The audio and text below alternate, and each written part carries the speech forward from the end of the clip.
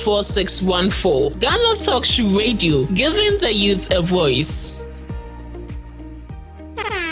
Hello Ghana, hello worldwide. I'm Musila Abakosem. No, on a Friday, you bars on bars. You better rap, you better say no artists go join me in the studio. We're gonna discuss about music and business. Konya, or you singer, and now you rapper, you think say you get bars. You go fi spit fire now. Listen, make you join me with studios. Our GhanaTalks Radio and you say then our day. Me say download the GhanaTalks Radio app, no, our Play Store, any App Store. Not tune in and say this what I see Baba live on Facebook, Cointakra, any GhanaTalks Radio page in this. So now listen, about your fire, 1 year, Konya, Wading, Jajang.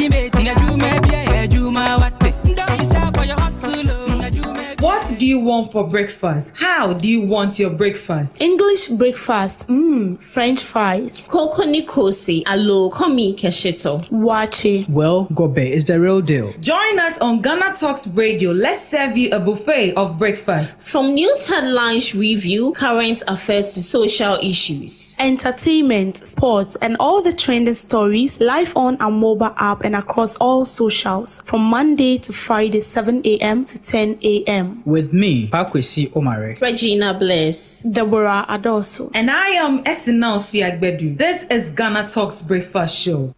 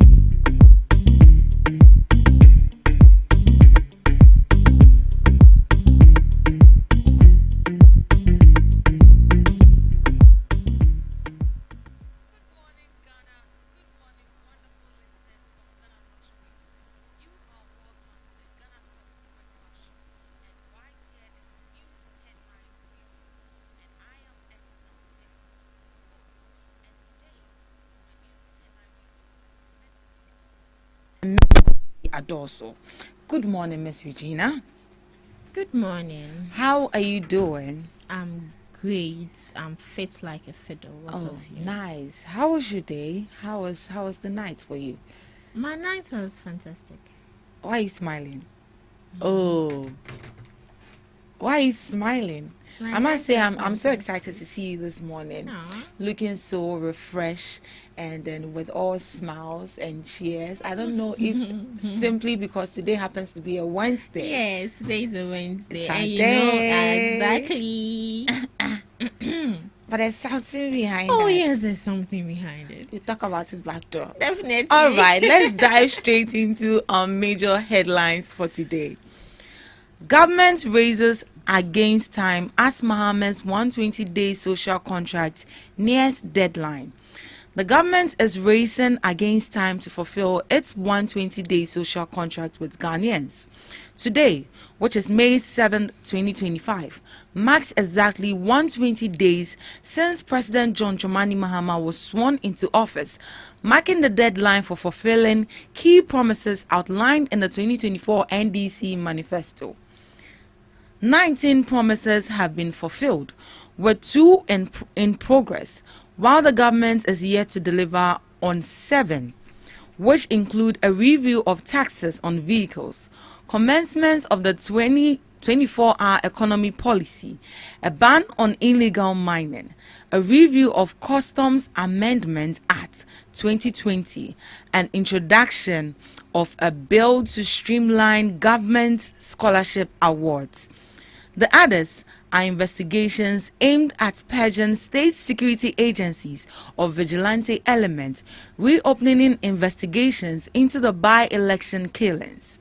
Meanwhile, President John Dramani Mahama is expected to address the nation on Wednesday, which happens to be today, to provide an update on the progress of his administration's 120-day contract with the people.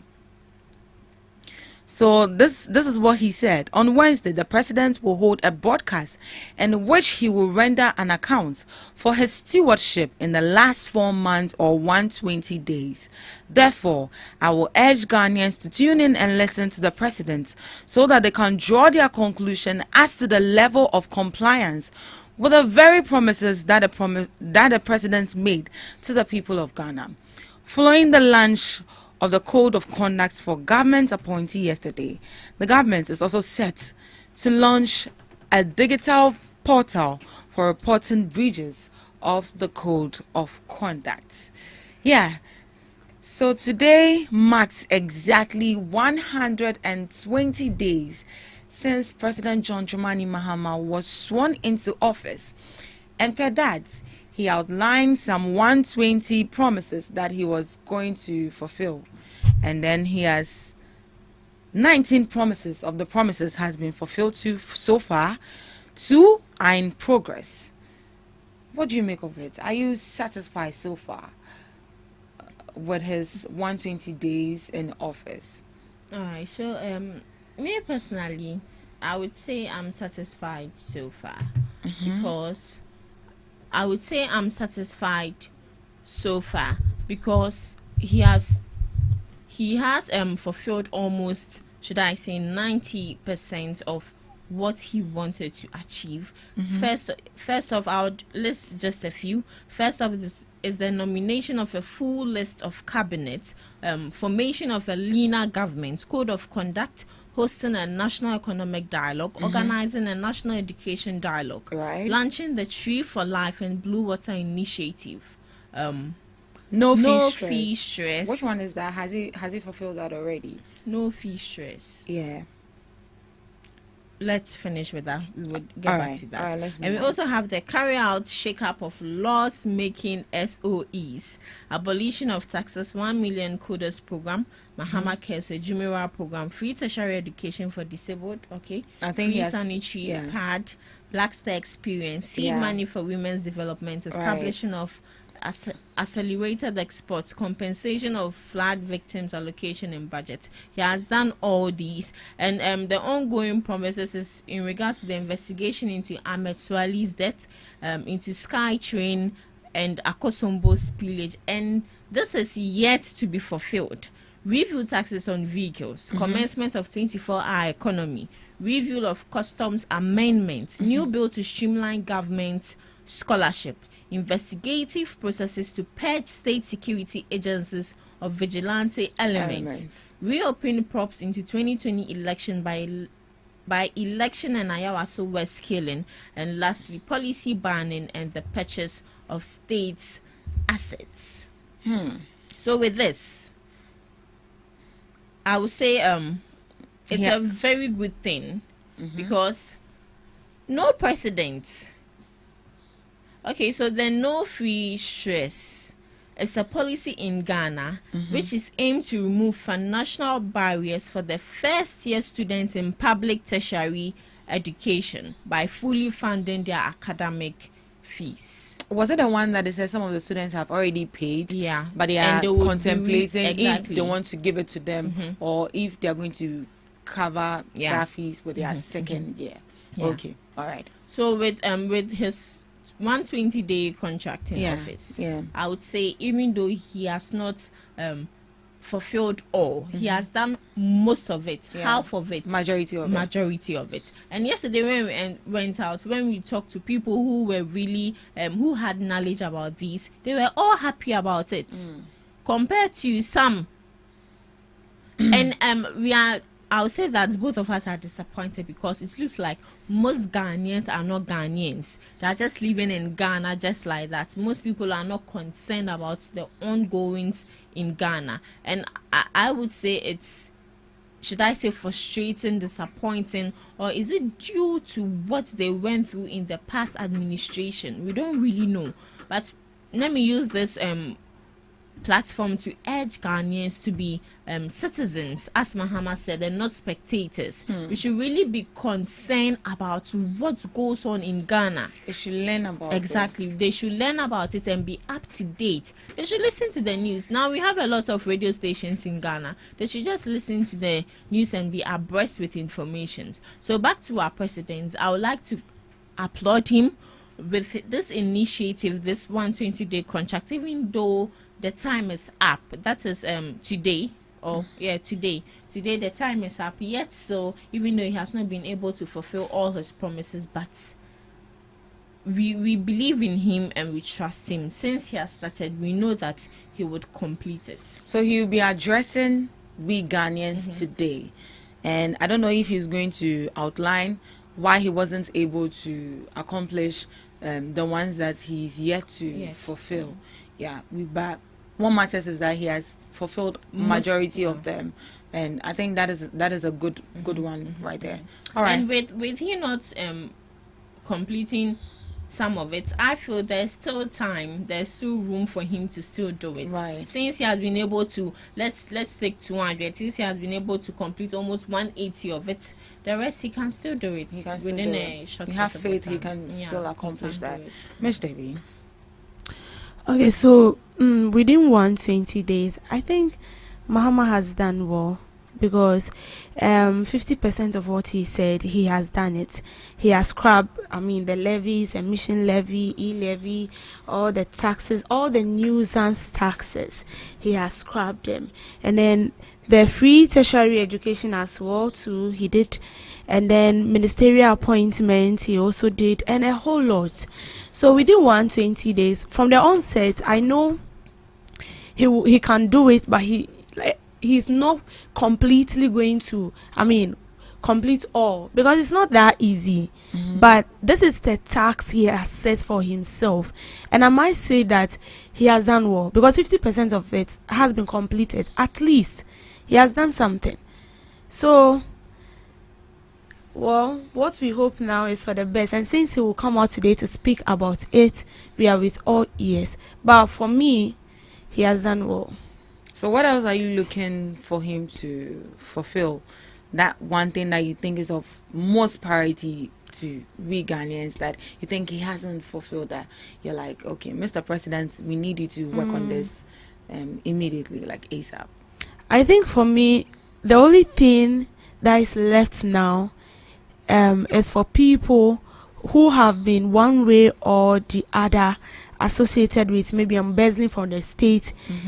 For me, what I want him to do now is to prosecute them, because I know that they're actually working on it, because the IGP, right? Or I'm lying. No, special prosecutor. The special prosecutor came up with some name, and he was like, by June he will come back and then give us a tip of the investigations they've done, their findings and everything. So we are still waiting. So that one thing that we are expecting from him is that if these people are found culpable, they should be arrested, because there is this notion that all politicians are the same. So for me, I feel like that notion that we have in our mindset, it should clear it off, because people are saying that politicians are the same, and we haven't seen a government or a political party coming into power and then arresting his fellow political party. It doesn't happen. But I want that narrative to change. So that is what I expect from him to do. That is not about coming up. I know they have to do their investigation and ensure that this person is really culpable. But if the person is culpable, they should make the person face the law. But what do you think what will be some of the challenges the government has faced so far with regards to, fulfilling this promise? Because it looks like, you have 120 days to fulfill a lot of promises. And then here lies the case. You have to do that simply because you have made a promise. And then, we Ghanaians, when you make us a promise, it's like a child that you've promised that you give him or her toffee. They'll be on your neck. They'll criticize you. They'll do. But would you say that the government has, rushed simply because they want to look good in the sight of Ghanaians? Would you put it that way? I'm not sure they've rushed. Because you see, sometimes you can actually set a goal for yourself and you know that this one there you can do it. But along the way you face challenges, because see, this is a country that they've inherited from a different or a previous government, and let's not forget that they are fixing the mess of the previous government and they are trying to fix in what they've also promised to do. So in a way, I won't say it's a rush, but the circumstance at hand, I would say, also contributed to him not being fully complete what he said he will fulfill in the 120 days. Because let's look at how our economy is now. They have to go to the IMF, sit down, negotiate and stuff, and we all know what is going on. And day by day they come out to give us a tip of what they are doing. So for me, I won't say it's a rush, but then I will say that what they are faced with, or the circumstances they face, because I know definitely he will face challenges.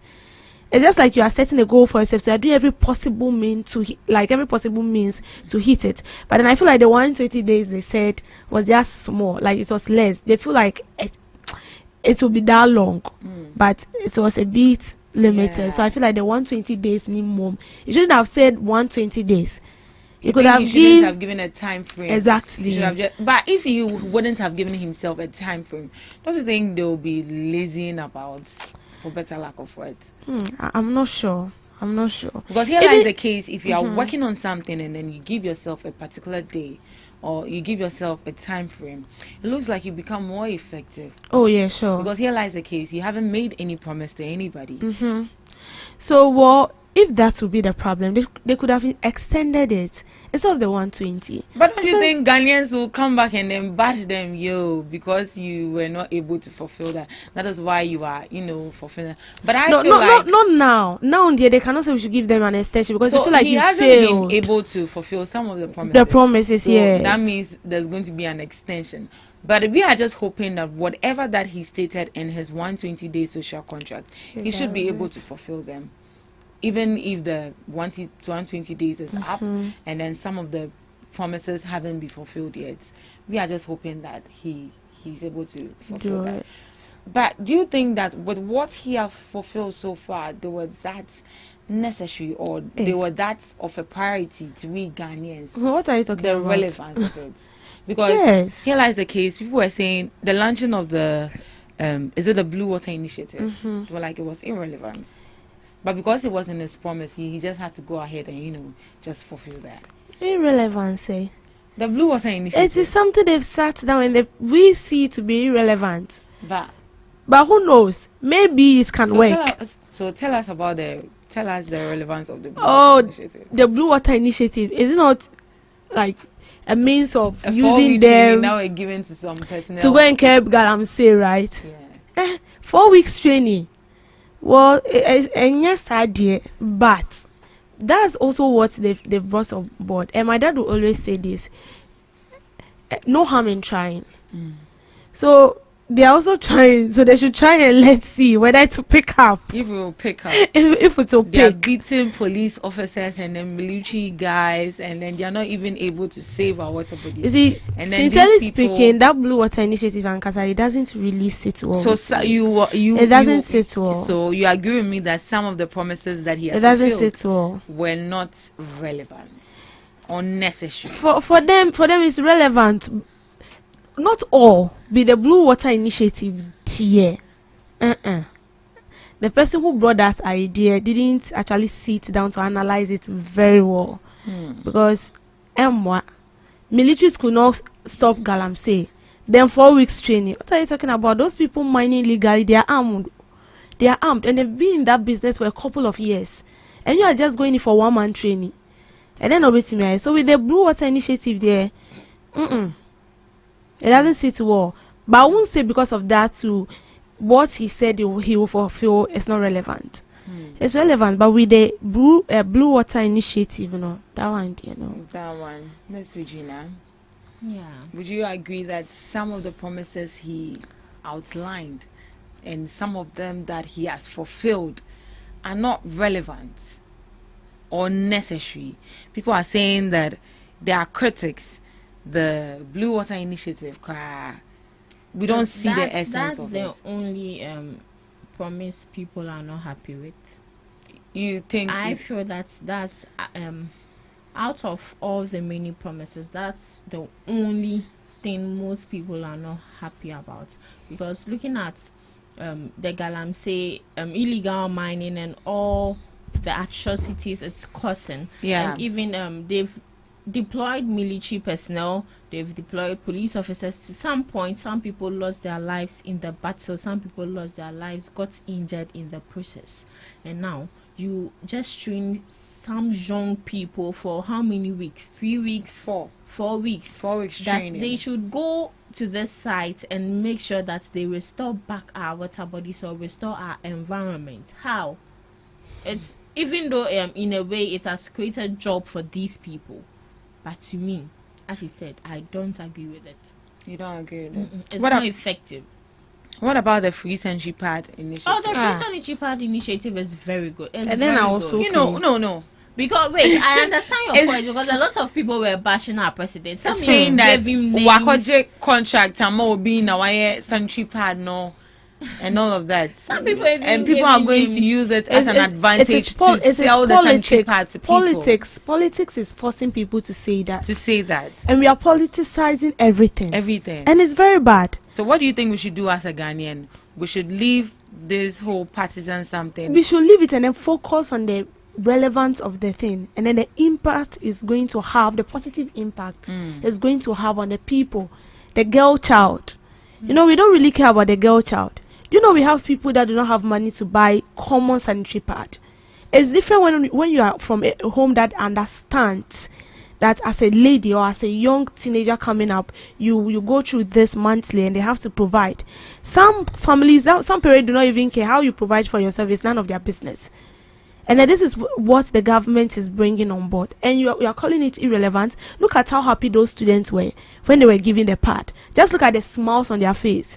And you're saying it's not relevant. It is. That is a good one. Yeah. But Blue Water Initiative, it isn't. It isn't. You feel that part of the promise there. All right. So are you satisfied so far as a Ghanaian with the promises that President John Dramani Mahama made to we Ghanaians that he's going to fulfill in his 120 days? Are you satisfied so far as a Ghanaian? All right, moving on. Supreme Court dismisses injunction application against proceeding with petitions to remove CJ and 3-2 decision. The Supreme Court has, by a 3-2 majority, dismissed an application for an injunction against proceeding with petitions for the removal of Chief Justice Gertrude Tokonu. The decision, delivered on Tuesday, saw Justice Henrietta Mensah Bonsu and Ernest Gewu dissenting, while the majority upheld the view that the case should proceed without delay. The court indicated that the full reasoning behind the decision will be made public on 21st May 2025. The injunction application formed part of a broader legal challenge involving the Chief Justice's suspension and raised significant constitutional question about due process and judicial independence. The legal team opposing the suspension had argued that continuing proceedings without resolving preliminary questions would compromise the integrity of the judicial process. However, the majority of the panel disagreed, stating that there were insufficient grounds to justify halting the case at this stage. That is it. What does this mean to us? What this means is that the Supreme Court's decision has rejected a request to stop or delay legal proceedings aimed at removing the current Chief Justice, which is Miss Gertrude Tokonu. You know, some people submitted some injunction that they shouldn't remove the Chief Justice, and then they went to court yesterday, and then in a 3-2 decision, it was dismissed. What do you make of it? Well, from where I sit, it has been injected, right? So refrain, which means that, well, I was told, I heard that it will, they've adjourned it as well, and it'll be back to court for hearings on the matter. So, in injunction, right? Refraining it doesn't mean that it's a stop or they are bringing an end to it. They'll be coming back to the court for more hearing, but with the court put an injunction on it, they have their own reason to that, because this issue is a very sensitive issue. And so sending it to court, you don't expect that on that very onset, I mean, you are going to hear something from them which or the issue should be settled right there in the court. And we know that the proceedings of courts are not like that. It has to, I mean, go through, they also have their processes that they go through with whatsoever you've submitted to the court for hearing. So I feel like with the injunction on it and it being adjourned to be heard on a different day means that they are doing something behind us. They are still cooking something behind the scene. And at the end of the day, we'll all get to know what exactly that means. So, Mr. Is it Eko Asafua? Vincent Asafua.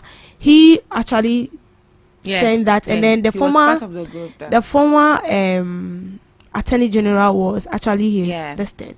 So yesterday I saw them complaining blah blah blah and what, but listen, that is the court. They can decide on whatever they want to do. And this issue, as I said earlier on, is an issue that everybody is with, I mean, open ears. We are following it so keenly that we want to know what will be the outcome of it. So they put an injunction on it means that there are still a lot to do, and I will get to hear from them after that. So we are waiting. For me, I'm waiting. I want to hear what will be the outcome of them refraining it and then adjourning it to a different day.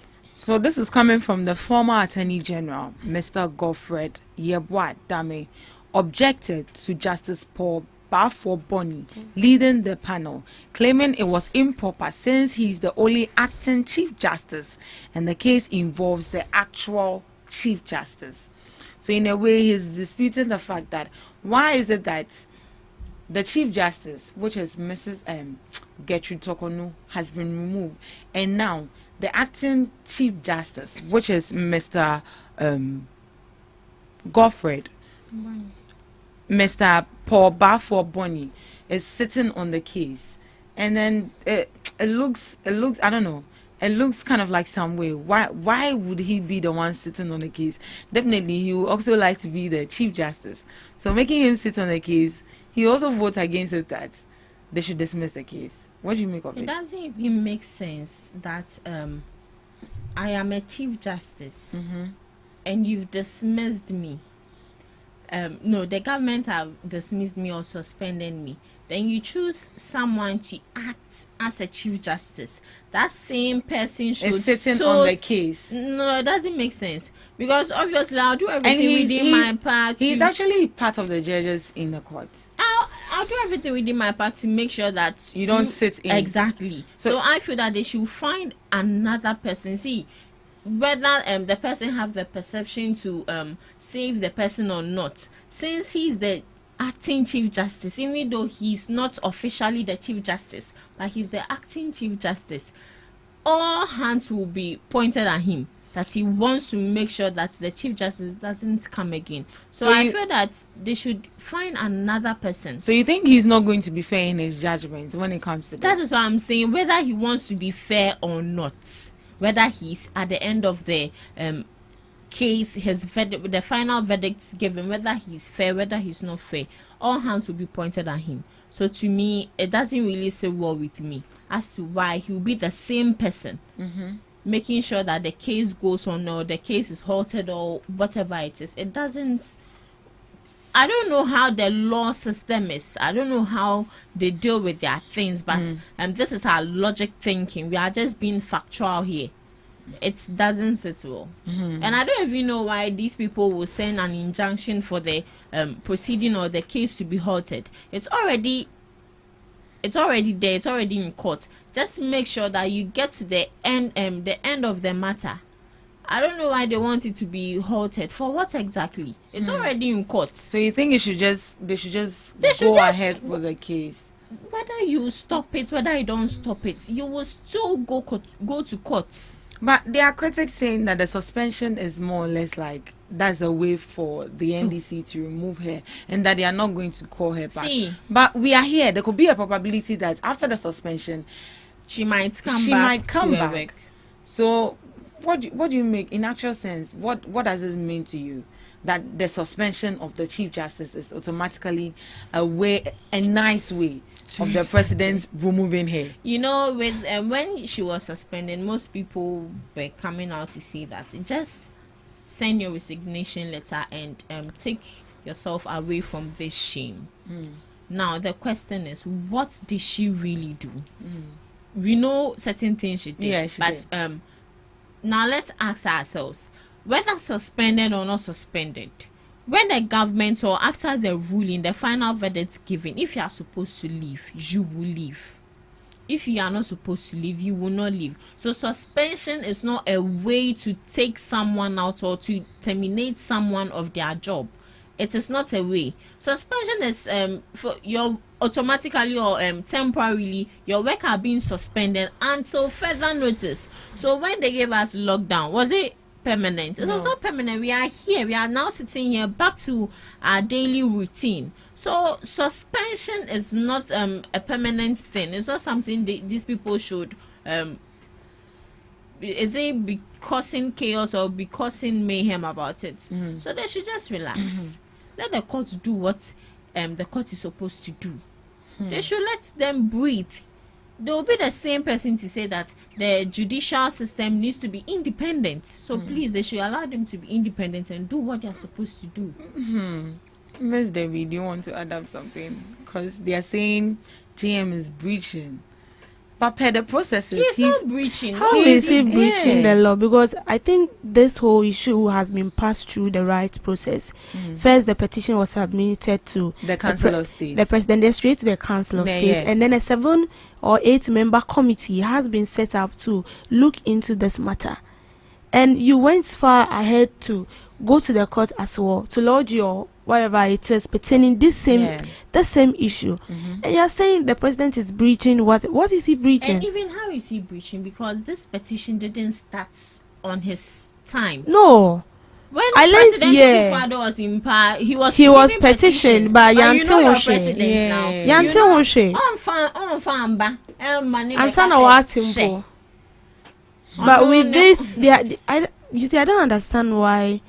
Hey, then they love the woman power. Because the way people showed up for the demonstration, and then you ask them questions and they don't even know why they are there. Most of them don't know. You see, and the woman is sleeping peacefully in her house, and you are in the sun. Do you know most Does she share her salary with When you? the sun, all of us. Me, I was working. That's what I do. do you know most of them are party faithfuls, and they have been given money to do that. Most of them are not there because all those demonstrations that we experience or we see, most of them are there because of the money, the tip they've given them. Or come, we want the numbers. Well, we but I want learned people these to know. people were not giving any tips after. the How will you demonstration. know? And you think they'll come and stand in front of you and tell you that they've given me money? No, they wouldn't do that.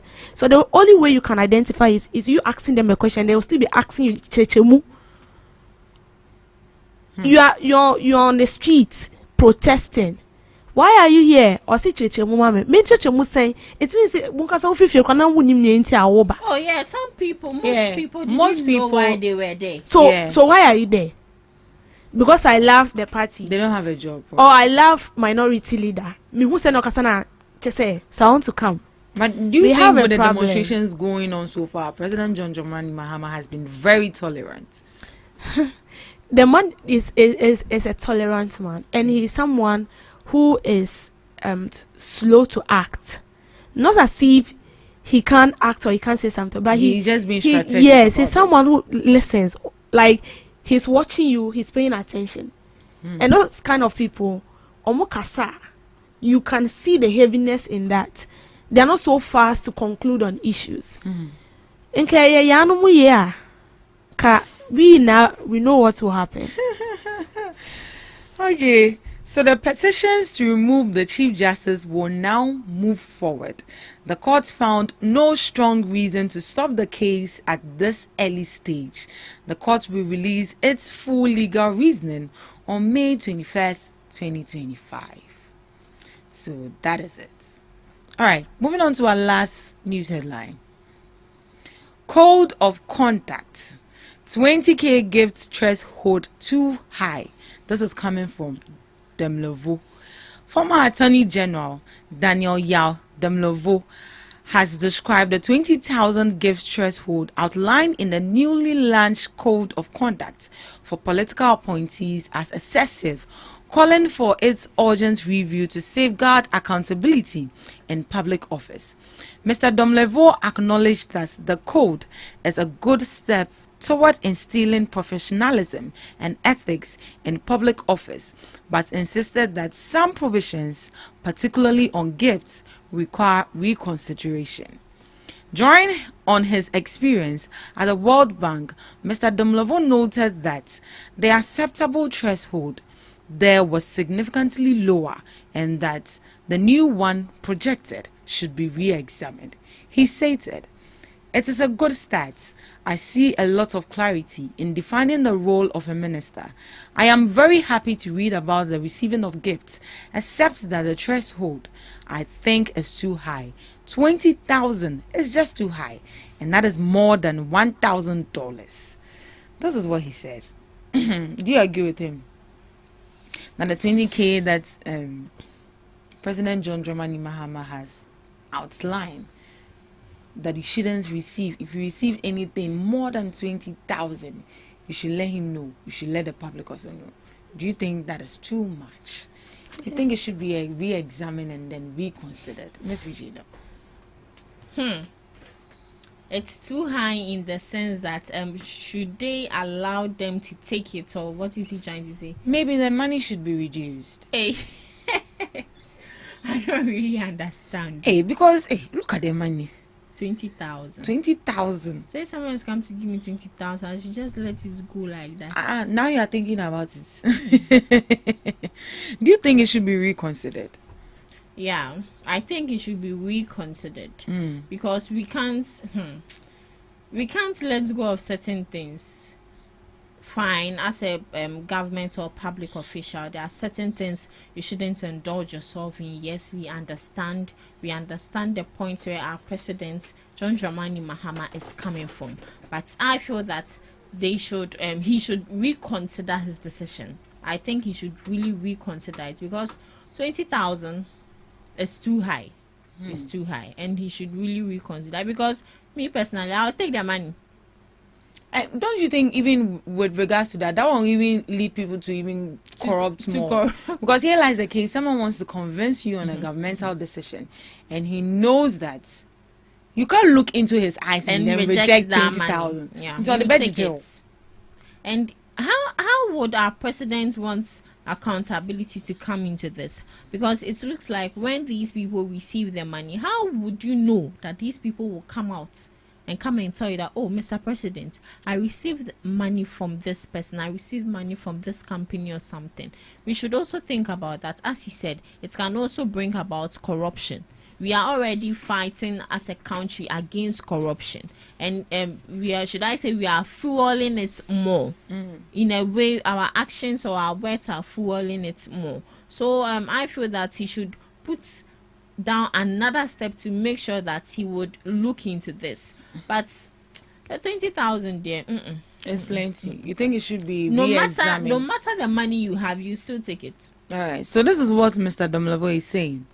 At the World, so he happens to have worked at the World Bank, and then obviously these ethics are in some of the companies that they work. And then he says that at the World Bank, where I was, the threshold was $50. Okay. If you receive a gift above the value of $50, you surrender it. You do not take it home. But in this case, it is about $1,000 and 20,000 Ghana cedis to be specific. I think it is too high. This is what he argued. So in the World Bank, $50 is 676 Ghana cedis.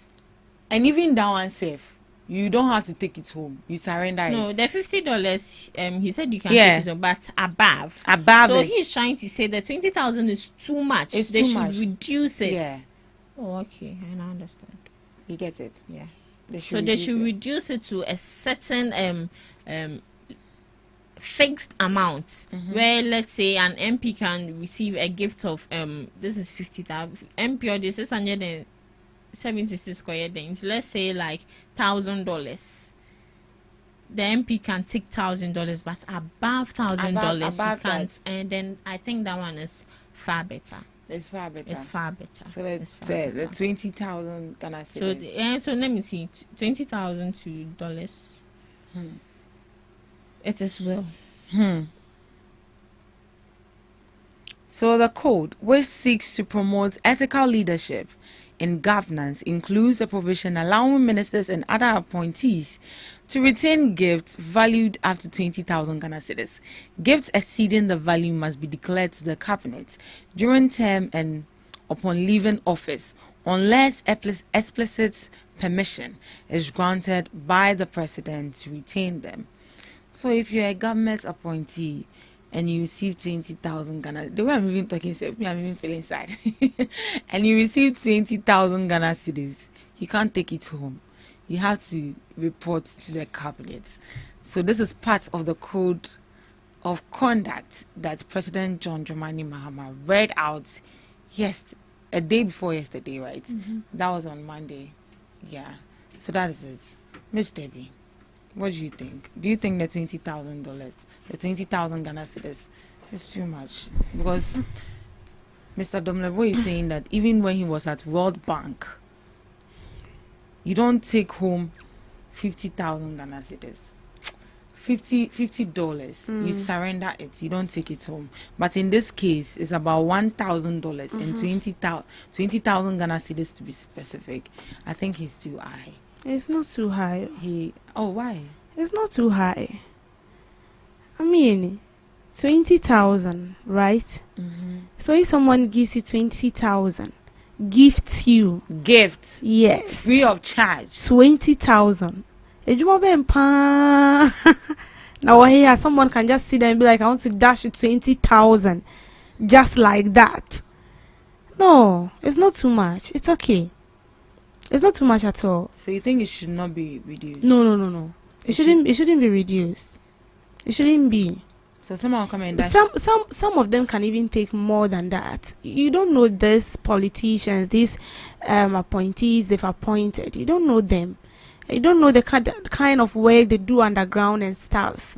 So that 20,000 there, I don't see it to be something or an amount of money that needs to be reduced. It's okay. Maybe the president can choose to maybe add some to it. No, I feel it should It's be okay. limited. With what he said, it should really be limited. No. It should be limited because these public officials, 99. That's how we are supposed to do. We are not supposed to one make. is even going to increase corruption. Yeah, it would increase corruption. I feel like seriously. it's going to And there will increase not be corruption. accountability on the part of this MPs. Because someone cannot see that money and let's go. Oh, Seriously, people are that greedy. yeah. So even maybe like 1,000 cedis or is it 1,000, 10,000 Ghana cedis? Oh, It's that. or Becca one say, to oh, school. yes, Yeah. you there. So you're saying that if the person is a public appointee, as Mahama said, is being gifted 20,000, You can't receive it. And then he led by example. He said 2 people gifted him cars. He returned it to Oh the yes, he state. did. Yes. So when you're also gifted money, make it known to him. But the point here is that 20,000. It's Mr. Demlobo is saying that the threshold is too much, that it should be reduced. And you know, even in banking sectors, you can't be gifted money. Because Oh, there they are do. cameras, you can, but there's Yeah. a limit to it. There's a He limit said to there's it. what, $50? Yeah, $50. That's 600 and Yeah, 700 that's and it. something. If you get more than that, you not take it home. And here, like, so meaning if someone dash you 10,000, you can take it home. So I feel that the president should rather come out and put a fixed amount. And 20,000 is high. Should do it like 1,000 cities. Nah, MP not the 1,000 cedis here. And say yes, sir. You not even take the money. The pay cry saying. All right, so that is it. Thank you so much for joining us on a news headline review. Up next, we have Devish Girl.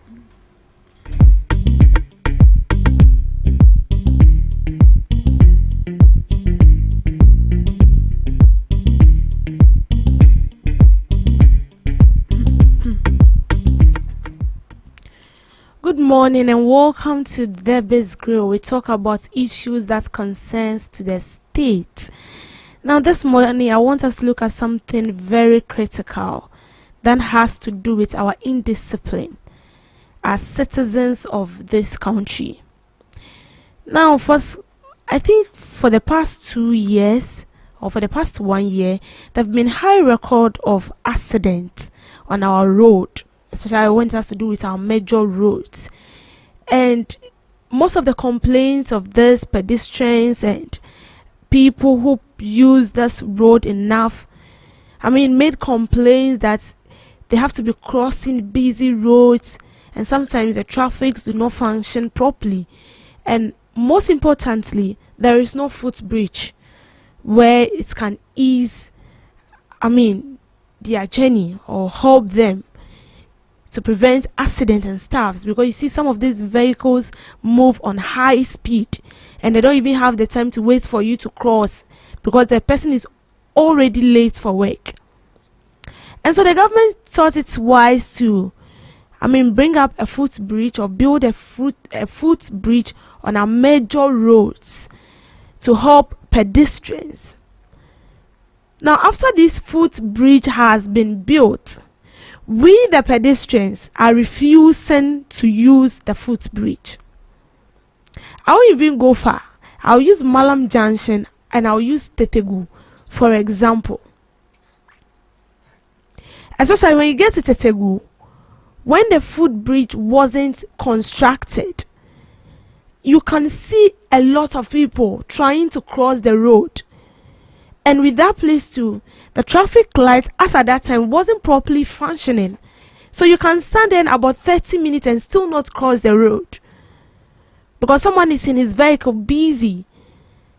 Thinking about how to get to his or her destination. And he also wants to cross the road. So to, decrease the congestion. And also allow the flow of these vehicles, the Tetegu bridge was constructed. And I think it took about say a year for that bridge to be constructed. And you can still see people, citizens crossing the streets.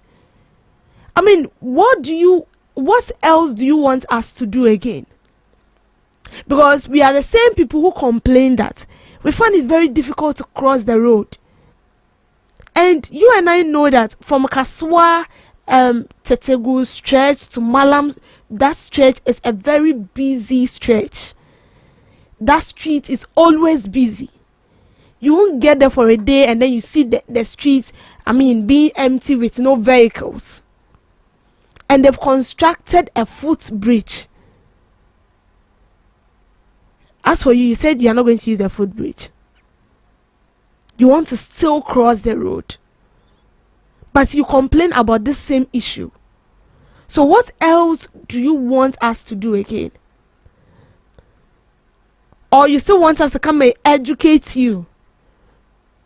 But with this one, come to think of it, do you still need education? One, you should know that your life is at stake. There is no 100% surety of you crossing that road and not getting knocked down by a vehicle. And now to ease access for you, they've constructed a footbridge. You still don't want to use that footbridge. And you are using the main street. Whilst the footbridge is there. So now what is the essence of the footbridge? I heard people saying that we have health issues. Some of the old women will tell you that they have waist pain and they cannot use the footbridge. You have waist pain. You cannot use the footbridge. So you are going to use the main road. The main road that is not 100% sure. You are not 100% sure whether you can safely cross it. Because you can easily get knocked down by vehicle. And I can say we've encountered a lot of accidents happening on those stretch. Because pedestrians want to cross the street. And so in the government's goodwill to help us, this footbridge has been constructed. And I don't really blame the pedestrians that much though, because even the footbridge has now become a marketplace for some citizens to sell, where they sell their product and stuffs. A whole footbridge that is meant for people to walk on has now become an avenue for traders to sell. How do you make your way through them? Kaneshi, for instance. If you want to use that footbridge, you just have to be careful, because if you're not lucky, you end up stepping on people's stuffs and products. And you see, the footbridge as it's constructed has its own weight. And looking at what is happening at Kaneshi, you can see that the footbridge is even wearing out. I'm not saying this to happen, but if it should continue, we'll be here one day the footbridge with people on it on the ground just like that. And let's just think about the number of lives we are going to lose. Footbridge, now trading centers for traders, and pedestrians do not have no option than to be crossing the street, because the footbridge is now occupied by products, foodstuffs and stuffs on the footbridge. And I think it's about time we assign police, security personnel to enforce a stricter measure and ensure that all these people are sacked. If they are saying that there are no spaces in the market for them to sell, then there should be a way out for them, so that they are being pushed into it. And some of these women has actually made up their mind that no matter what you do, we are going to sell there. They are going to sell there. So we have to move all those people out, so that these citizens or these pedestrians can have their way through. And also ensure that people who fail to use that footbridge, there should be a punishment for them, so that it will serve as a deterrent to others. It doesn't make sense that there is a footbridge, no one is using it, and then you are crossing the street. And some of them will tell you that the footbridge, when they are using the footbridge, is too slow. Look at this. When you are using the footbridge, it's slow. So you want an easy way to get to where you are going, and then crossing the street is faster. Well, crossing the street is faster, but maybe you have forgotten that your life is also at stake. You might think crossing the street is faster for you, but you can get knocked down by a moving vehicle at any time. So that kind of mentality needs to be changed. Footbridge is for you to walk on, not on the street. The street is not safe. If the street is safe for crossing, I'm not sure they'll construct a footbridge. And so far as the footbridge has been constructed, it means it has its purpose to play. It has its role to play. And we must abide by it. And this can only come to an end if those indisciplined pedestrians are being arrested and then given a tip of an iceberg, so that they will serve as scapegoats for others to follow. If not, then we'll sit here and keep complaining. It's a very bad attitude we are showing. A very, very bad attitude. Let's change. Thank you for making time with me on the visit. Thank you so much, Miss Debbie. With the issue of footbridge, it's very sad. Very, very, very sad. I don't see why someone will see footbridge and decide not to just walk on it, but rather jump wall. Is it wall? Short wall. Instead of it to save your life and go and climb footbridge, you will not do it. You want to cross the road and die like a chicken. Maybe you're a cat. Maybe you have 9 lives. Miss Regina, today in history. All right, so today in history, 1677, Battle of Gorée Island, Senegal. The French captured Gorée Island from the Dutch. This strategic location off the coast of Senegal was pivotal in the transatlantic trade route during the colonial era. Control over Gorée Island changed hands multiple times among European powers, reflecting the intense competition for dominance in West Africa. 1938, birth of Ngugi, Kenya. Ngugi, a renowned Kenyan writer and academic, was born on this day. His works, written in both English and Gikuyu, delve into themes of colonialism, cultural identity, and social justice. Ngugi is celebrated for his contributions to African literature and his advocacy for the use of indigenous languages in literature. 1916, today in history. Battle of Kondwa, German East Africa. During the World War I, on May 7, 1916, South African forces under General Jacob van Deventer defended the town of Kondwa, Irangi, against German colonial troops led by Paul Van. This battle was part of the larger East African campaign, highlighting the global reach of the war and its impact on the African continent. 1839, speech by Andrew Harris on slavery. On May 7th, Andrew Harris delivered a poignant speech titled Slavery Presses Down Upon the Free People of Color at the Broadway Tabernacle in New York City. While the speech took place in the United States, it resonated globally, including in Africa, as it addressed the pervasive impact of slavery and the fight for freedom and equality.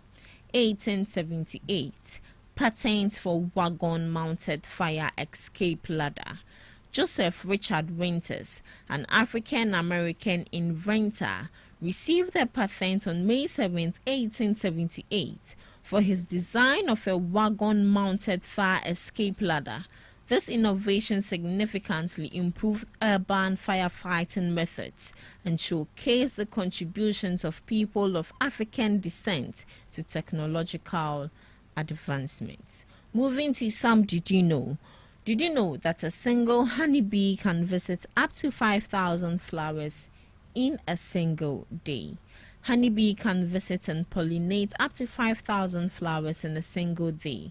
This is because bees are efficient pollinators, hopping from flower to flower and collecting pollen and nectar. A whole colony of bees can potentially pollinate hundreds of millions of flowers in a day. Did you know that ants can carry objects 50 times their body weight? Ants are known to be exceptionally strong and can carry objects many times their own weight, often up to 50 times their body weight. This remarkable ability is due to their lightweight but strong exoskeletons and powerful muscles. Did you also know that there are plants that eat animals? Plants that eat animals, specifically insects and other small invertebrates. These plants are called carnivorous plants, and they have evolved to trap and digest prey for nutrients, particularly nitrogen. Common examples include Venus flytraps, pitcher plant, and sundews. And this is where I end today's Today in History, and you do know, live on GhanaTalks Breakfast Show. Thank you so much, Miss Regina Bless, for that fascinating fact. Plants eat animals. Yeah, they are called carnivorous plants. Did they give any examples? Of the plants? The plants that eat animals. How do they eat the animals? It's like let me use my palm for example. It's like this. Once the insects or small animals planting, then it just clopes its grapes. That is how it is. Then the animals they'll be eating will be small insects. Yeah, small insects and also little animals. Wow. Animals that are small in stature. Whilst animals are eating plants, plants are also eating animals. Yeah, and that was it for us on today. Did you know? Thank you so much for joining us on the first segment of the GhanaTalks Breakfast Show. Right after this, we'll be coming up with the news. Please stick and stay with us. Are you ready to amplify your business or brand's reach and make a meaningful impact in Ghana and beyond? Partner with GhanaTalks Radio today to connect with a diverse audience across Ghana and beyond. Elevate your brand through on-air promotions and social media. Boost your brand during prime time. With GhanaTalks Radio, you can extend your reach across digital platforms. GhanaTalks Radio is not just a station, it is a community hub where your brand becomes part of the conversation. Join us in fostering connections, celebrating culture, and making a lasting impression. For customized sponsorship packages and enquiries, email contact@GhanaTalksRadio.com or call +233 202 544614. GhanaTalks Radio, giving the youth a voice. We bring you local news, business news, international, sports, and entertainment news right here on GTR.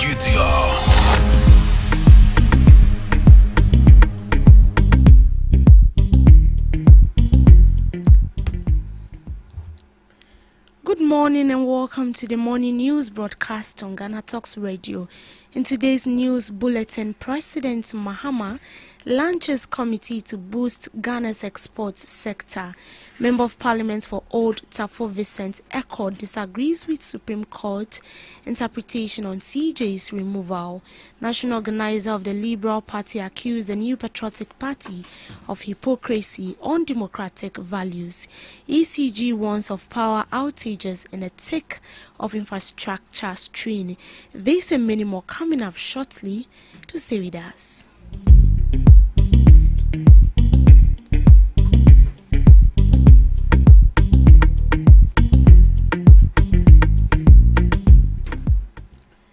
So our first story, President John Dramani Mahama has inaugurated an 18-member presidential committee on accelerated export development to boost Ghana's export sector and increase foreign exchange earnings. The committee, chaired by President Mahama, includes senior government officials, trade experts, and private sector leaders from key export-related institutions.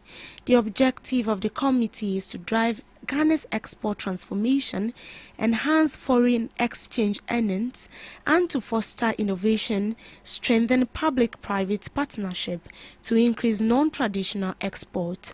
According to President Mahama, the committee's efforts are expected to support job creation and sustainable development in line with the 24-hour economy vision.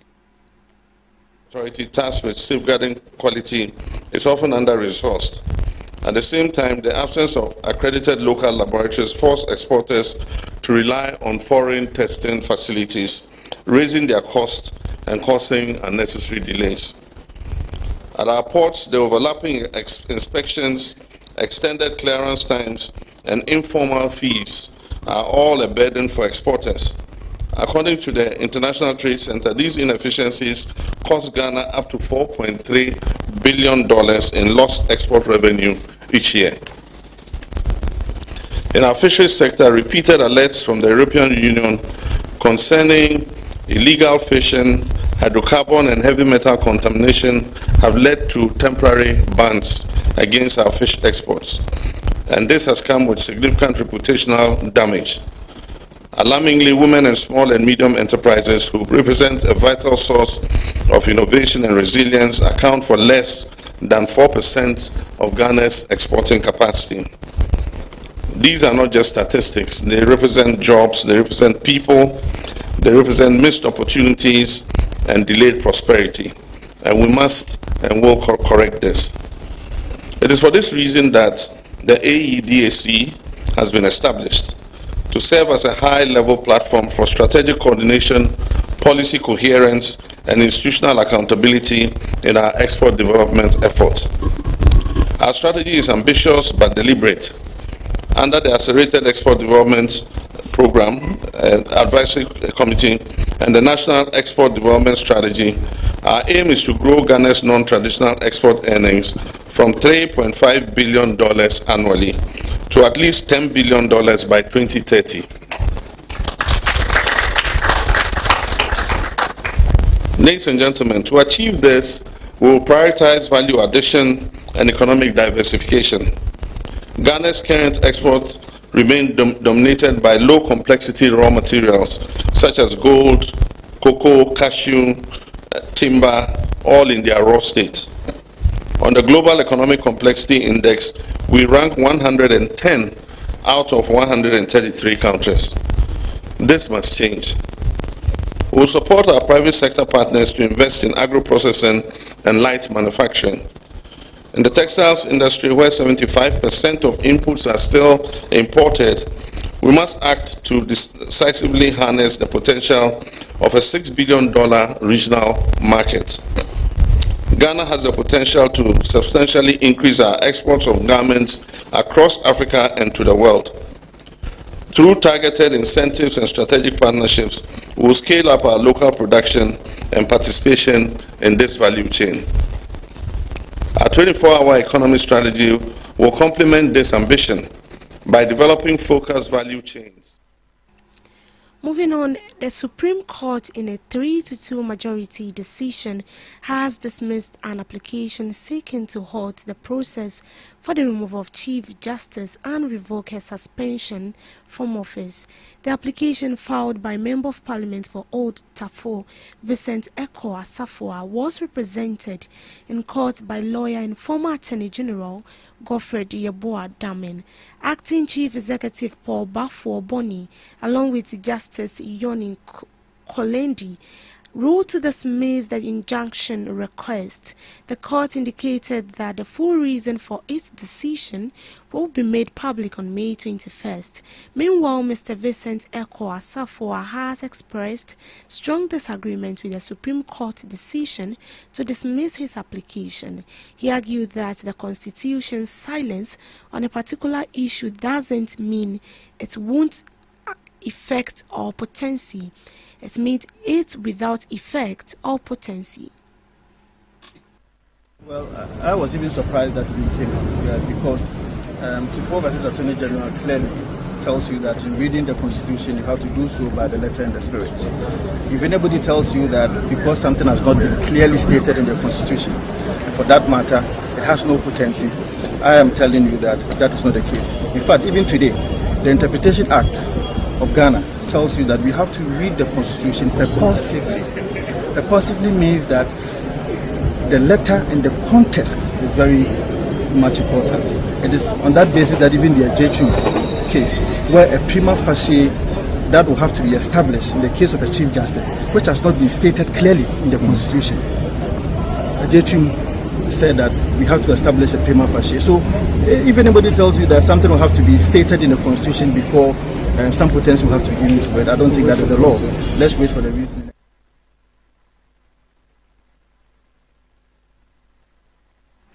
Moving to other stories, the national organizer of the Liberal Party, Yao Asani Tano, has made a statement criticizing the New Patriotic Party for what he perceives as a disconnect between their rhetoric and actions on democracy. According to him, while the New Patriotic Party publicly advocates for these principles, their actions suggest a reluctance to allow democracy to truly thrive. He accuses the New Patriotic Party of hypocrisy, arguing they prioritize rhetoric over genuine commitment to democratic values. His comments are made in the context of the hashtag Save the Judiciary demonstration, which highlights concerns about the independence and integrity of the judiciary in the country. Mr. Tano asserts that despite the New Patriotic Party's claims of supporting the rule of law, their actions often contradict these principles. Demonstration a course. 2025 so far your demonstration you know me na kwaye troka na demonstration I must admit say here millions or thousands of people for a demonstration to take place. It may be a one-man demonstration. And they ask for the numbers, there's a police from Dawson Chamukropa and Yahweh. Na ebebo Ghana police about so we want to tell you and a team. They were organizing the protection of Nkrofo Omoko demonstration. And of course, you see, Muma in him say, I invited Ura Afenyuma Kintia no dear, a Honson Bebechi. By own. This I say, Upe political party, and Nkrofo Omoko condemn pa Emma Kabima can be a mamu. You bet two more Ghana ha. Say retaining percentages, and make us say NPP, about 80%. And I can't almost so a moon day. I in say a lawyer for a woman do pa if it make us say a MPP for. And now almost so almost me preachy the rule of law, any human rights pa a MPP for. The NDC comes from a background a ruthless PNGC, which has now metamorphosed into a friend say NDC. And the name say you may be a PNDC fi buy very ruthless. And no more to me a reform abedu sampempensu. Now the difference between the NPP and NDC is say the NDC was perceived to be a party, and I say the tradition am conform here to trust them omu dimraso. And NPP so omu route no a very treacherous UP almost metamorphosed into NPP. The difference here is that while the NDC was perceived to be ruthless, metamorphosed into NDC, no, they have reformed into a very positive party. They abide by rule of law. omosa eji kabiba men kebi amamoni etum compared to the NPP a yenim se ko bane se akuku dama lawyers omonim de they preach rule of law, they preach human rights, they preach democracy. Now so among person and the kabiba kebi amamo be adwuma NPP fu. The Director of Communication for the Electricity Company of Ghana, Williams Boateng, says the company faces distribution challenges due to overloaded high voltage.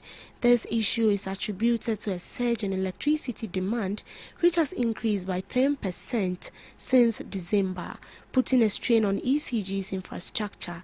According to him, overloaded high voltage lines are affecting ECG's ability to distribute power efficiently. He stressed that customers may experience frequent power outages due to the overload high voltage lines and infrastructure strain. However, he assured ECG is working to improve billing accuracy with the replacement of old meters, which should reduce disputes and issues related to billing. Asema ye kendi enya se wo hwe your system na run na your challenges uma distribution challenges na wo hwe distribution challenges na ye wono a ye ho adwuma de ye betuma ka ho asem se ye koyenim ye wo 3311,000 volts na ye HV feeders o mark se na ihu na ye twende ekono yes ye overloaded nti obi a aye overloaded a high won kra it is overloaded HV lines no say ma as so relieve load no upe another line na wote so na unya load because baby fufuro go untumi nso ani nyina na oyema saa na bibiki tuwe bi kanepe na watripu ayi se obi so ade mu edu na wa piano kakra pe na wa start wo so because ade ni edu chen no immediately insuo no started to ye ni ho adipe na mfama ne boy ye pe na wa start wo so esan se wa ye mani nti na chese wa tripu nti ohaw na ye ka no ye ohaw a ye wo HV ohaw me be kire ne ye wo ho sisi a ye koye presentation ne ade ene be kire ne a distribution transformation ye wo ho se can distribution transformation na ye ka say e be localized faults. Sa localized force na ya ma ye tima nya no brono a woso no na otio no obehu se transformer nkito bi sisi ho distribution transformers and your friend distribution transformers no and ye wa kese pa 33 ye pick free grid ko no na ho ma no wosoro no the area bi na no mobile one na mate se chado modi bi akwakosi ho na enra right yes etino se fan wo kakaka no so ani ya step it down they abani ahunu brono apos sisi obi bre na ye che no sa distribution transformers no kwani more than 33,000. Moving on, former Director of Operation at the Forestry Commission, Charles Owusu, emphasized the importance of using footbridges where available. According to him, pedestrians who fail to use footbridges should face consequences of fines or arrest. In an interview, he says implementing penalties for not using footbridges could encourage citizens to adhere to traffic rules. Mr. Charles further added that stricter enforcement might lead to more pedestrians using footbridges, reducing accidents and improving overall road safety. Footbridges. Also, we do La Paz here. Yeah. Traffic order be the traffic going and said before the La Paz main traffic, you know, there's a traffic. Niboy town. Yeah. Now, how do people be trim? Yeah. Yeah, buy boka aye footbridge thermal station yeah menim say o ma bi anomu miede still omonfo ana menu yan kan ayi we ka so o bi omonfo udu akot no me area na me area fi tetegu ho na pesa me kan ana me bai traffic light traffic achia man na ese tank bi na say ntimi kofa wija inside yeah and some bitimi see malam junction aba na mum on the normal day kwana tete gu ho na enipa na twam nti traffic ba ho no ya ye teteku junction no ya ye foot bridges yo edi pass yo mo Jesse, what you want? What you foot bridge no ha, ofru keke na wa cross over. And the crowd, you cry and try to say La Paz, no.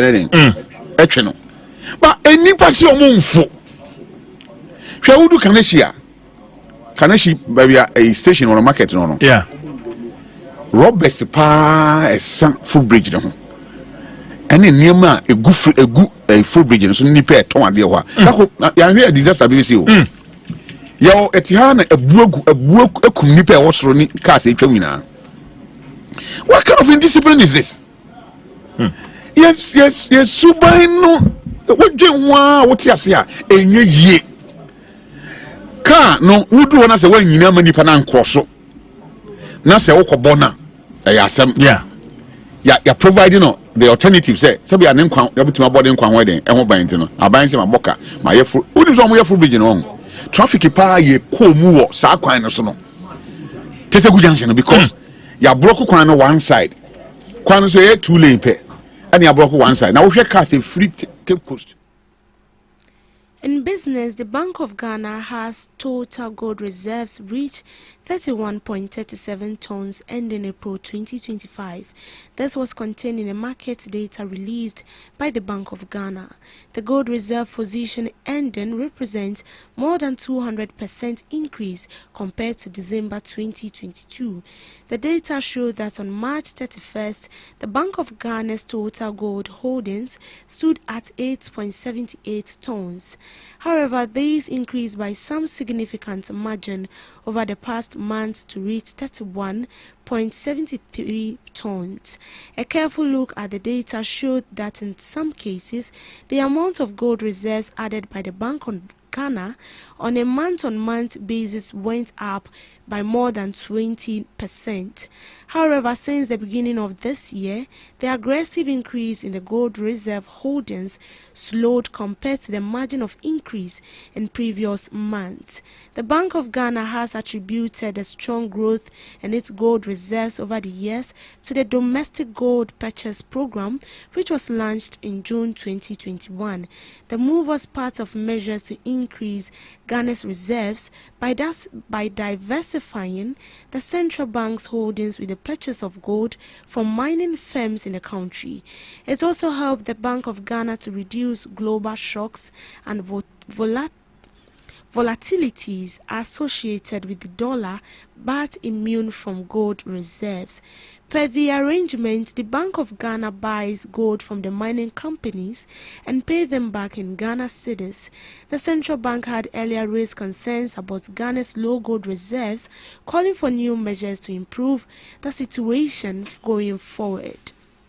Now, the cedi is expected to be the biggest gain from a strong Bank of Ghana gold reserve position. The situation sends a good signal on the market, whilst assuring investors that the central bank is in a strong position to defend the local currency. Some market analysts have in the past argued that the weak gold reserve position created uncertainties that led to some people betting on the ability of the central bank to support the cedi. This in the past fueled the activities of speculators. In sports, Legon City Football Club Communications Director Kwame Jumo Ajimai has stated that parting ways with head coach Joachim Yao Achampo was a hard decision. He said this in an exclusive interview in the aftermath of Legon City's latest head coaching change in the Ghana Premier League. Prior to taking up the Legon City's job, Yao Achampo had served in the same capacity at Elmina Sharks, Aduana Stars, and Ashanti Gold. Despite the immense experience of Achampo, Kwame Jumo believes that results ultimately led to the decision. It was a hard decision we had to take.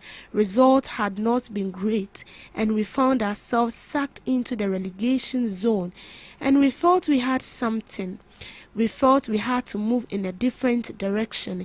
It was a tough decision, but management was of the opinion that results were not coming in like we wanted when we hired Mr. Yao Achampo, he said. And that's it on the morning news broadcast. We will be coming back soon for the midday news. Don't forget to log on to www.GhanaTalksRadio.com for more news updates. My name is Deborah Adoso. Do have a blessed morning. Kasua all the way to Accra now.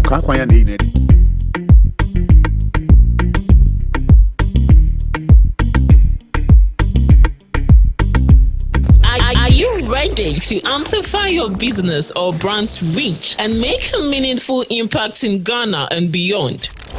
Partner with Ghana Talks Radio today to connect with a diverse audience across Ghana and beyond.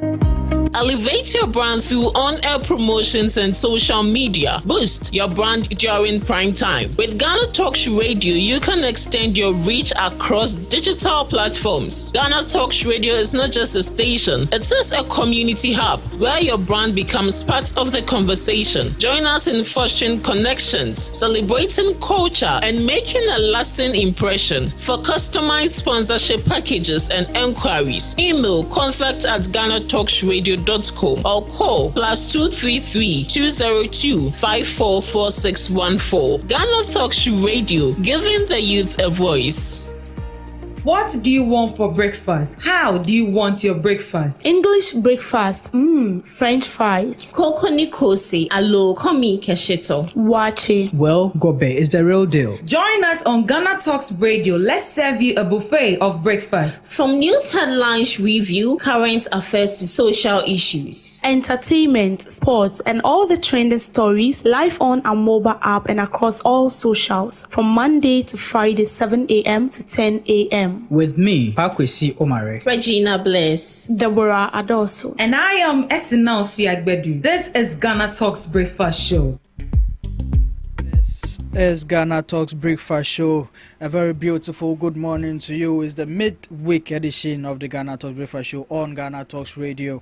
My name is Pakwesi Omare, your host for the show, and today I will be having my regular guest representing the two heavyweight political parties in the country, NDC and the NPP. They will be representing on the show today to bring you some insightful discussions that we have coming your way. Before that, we will be looking at the demonstration that was held on Monday by the NPP and other various political parties and some Ghanaians as a whole in the capital of Accra. With that, let's introduce our guest in the studio this morning, Mr.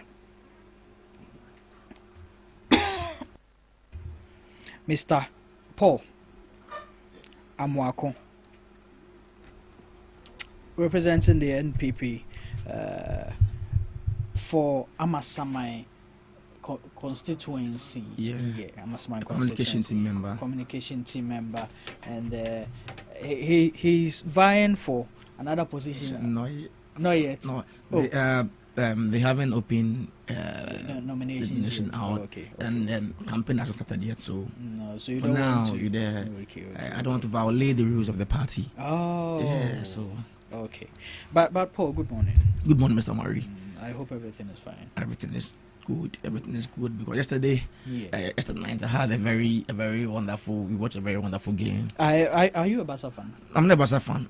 I am a Manchester United fan. So we are winning the you Europa. were part of the hate watchers. No, you are winning what? The Europa League. Which team? Manchester United. No, I have my 1 foot on the final. I scored about 3-0 at in their home grounds. And tomorrow we play at Old Trafford, the theater of dreams. The place where Beckham, Ronaldo, Van Nistelrooy and all these great players, they've all played at the theater of dreams. That's Old Trafford. So tomorrow is going to be a great day. We are going to score about there, and then we go to the finals. Either Tottenham or Bordeaux games. We are going to score any of them. Hey, are you sure? Yeah, I believe in my team. We qualified to the Europa through FA Cup. Okay. And this time around also, we are going to qualify to the Champions League through through Europa. They work smart Just work smart. So it's not about working hard. It's just about working smart. Just work smart and then just find our way through the Champions League. That's it. That's an interesting bypass your team wants to use to be part of the Champions League next season. But yeah, that's just by the way.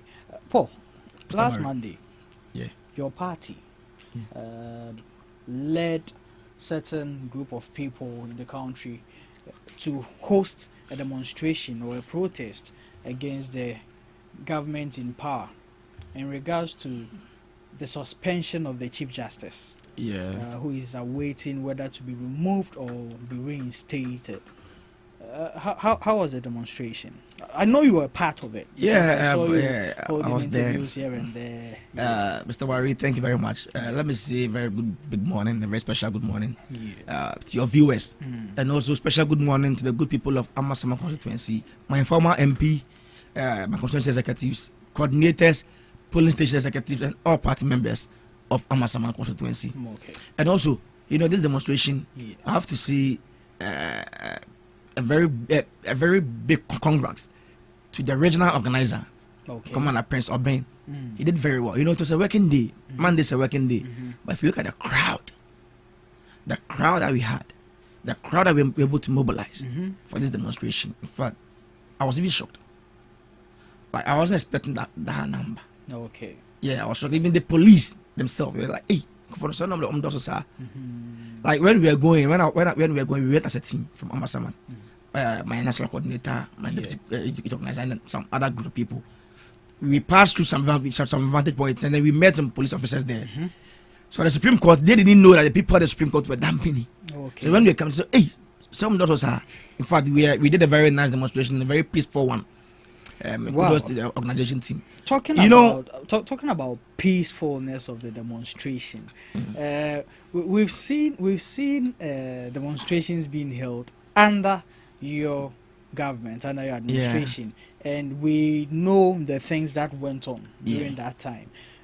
What do you think have changed from then till now? Is it the atmosphere of a new government? Is it the regulations by the current government, or I would say the organizers of the demonstration? Kudos to them. Because when you're going for a demonstration, you go to the police service and other institutions, then they give you the directions, the route you have to use and other things. We abided by the regulations and everything. You get it. Unlike the previous demonstration that people were having. Now you see people going to take or remove some keys from police cars and other things. No, we didn't do anything like that. We didn't block roads. No. But then, it seems that always when we are talking about the manhandlement, I'll use that in advocacy of democracy and rule of law, because I'm a media person, and these are the things that we need to speak for or speak about. Your party, whenever they are speaking of why people were manhandled and all that, always use that incident there by Oliver.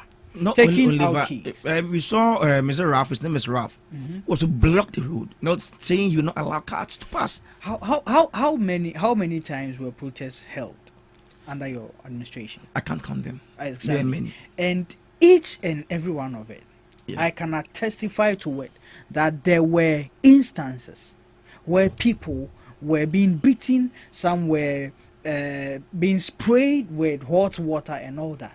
I would say there was a demonstration when was it 2020, 2021, after the court, after the EC declared the president Kufuor the winner. Some people or some NDC members protested and they were sprayed hot water. That demonstration wasn't in the right way. We've seen demonstrations in this country. So I would say, and then the one we're talking about the Oliver one who went to take the key out, that was the only demonstration that people were arrested. But Paul, you and I know that demonstrations are supposed. Demonstrations, if you go according to the rules and regulations that have been given to you by the institutions, by the various institutions like the police and like the court and other things, no, you are not going to face any problem. So you are saying that these people didn't abide by lawless. They were lawless. That's it. That's what I'm saying. We can have a one-man demonstration.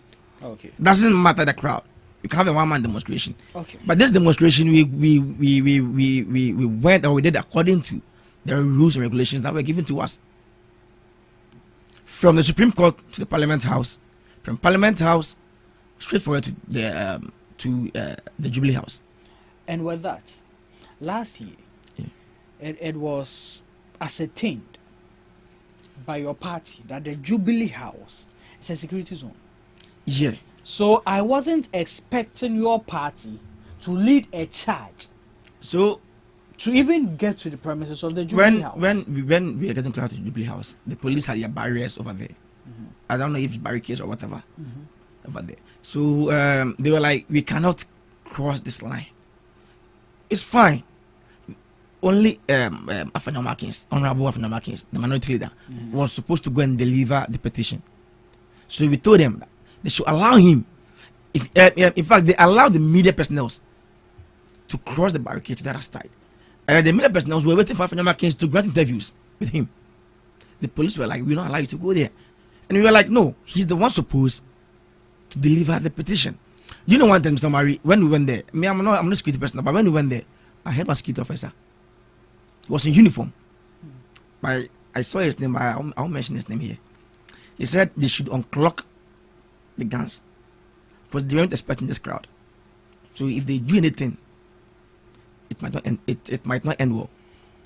You get it? So this time we went there peacefully, and Afanya Markins also went there to deliver the petition peacefully. Now we are just waiting for the president whether he will act on our petition or not. That one is up to him. But we've done our part. But you still haven't answered my question yet. My question is like it's a security zone. Yes. Your party didn't allow people to protest to that extent. This party has allowed your party to even be there and submit your petition. And I said the police had their barrier. But you were there. They had their barrier. But you were there. We were there. Okay. But the police had their barrier. For barricades. Yeah. So they have with their guns clocked, thinking maybe we might, it's a security zone. So thinking maybe we might violate the rules. But you didn't. No, we didn't. So in a reactive measure, the police wasn't wrong with clocking their guns. They weren't wrong. Okay. But I like the way the other police officer told them that they should unclock their guns and make sure the bullets get back to the ditch. So I was very happy. And then he said the reason he said that was that they weren't expecting this crowd. So whatever they would do might not end well. Okay. That's fine. It was a peaceful, and like I always say, we've made the changing of certain positions, like this CDS, IGP, Yoko bosses, NIB, and the rest, and NOM. Now every government just win power, it just come and then just change these people. We've made it a norm. Now we are setting the precedent. Who is setting the precedent? Mahama. The President Mahama set the precedent. The NPP move with the electoral commissioner when they took over power. Yeah. That was they didn't move with her. There was a petition. And they don't move with her. I'm only okay. The NPP move with the IGP.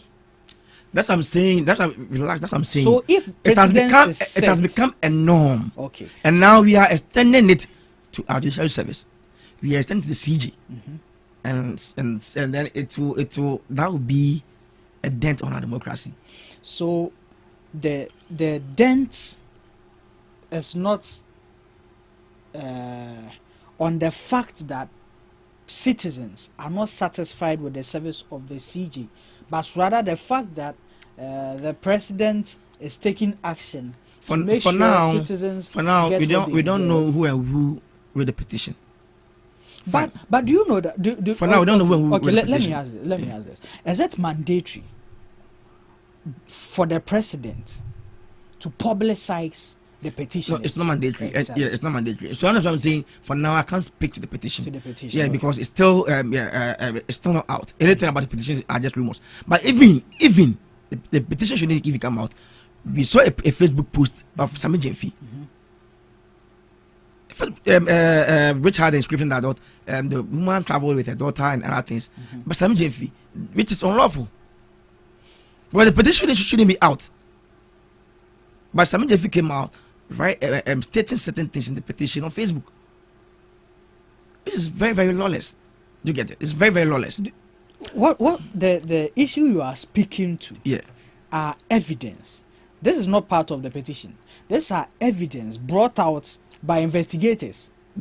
So when Sami is speaking to it, he was speaking. No, he wasn't. He wasn't speaking to the No. The petition. I said he was speaking as part of the petition. That as part of the petition, the woman violated the code of ethics by traveling with her daughter at the expense of government. The whole issue about this petition, whether it should be publicized or not, whether the petitioners should be known or not, don't you think we are rather centering the primary factor of this issue on the wrong aspect? For now, I'll not speak about the petition. Okay. What I know is that it's wrong for now the president. We've had people who have petitioned the president to remove the CG. Yeah. Any other government that will come also win power. We also have people who also write petition for the removal of the CG, and then it will be a norm. Okay. It's simple. It's going to be a norm. We are in this country. It's going to be a norm. For me, I don't support the changing of IGP, CDS, eco bosses, and other things. I don't support it. I believe the IGP should work within the government. I believe the CDS should work within the government. Eco boss, NIB body should work with every government. You get it? They should work with every government. The CJ should also work with every government. But now we are extending this to the CJ, and it's let out to be a norm. Any party that will win power we also try to have some people to write petitions to move the CJ, and it's going to be a norm, and that would be a dent or an attack on our democracy. Really? Yeah. Okay. How many CJs have we had under the Fourth Republic?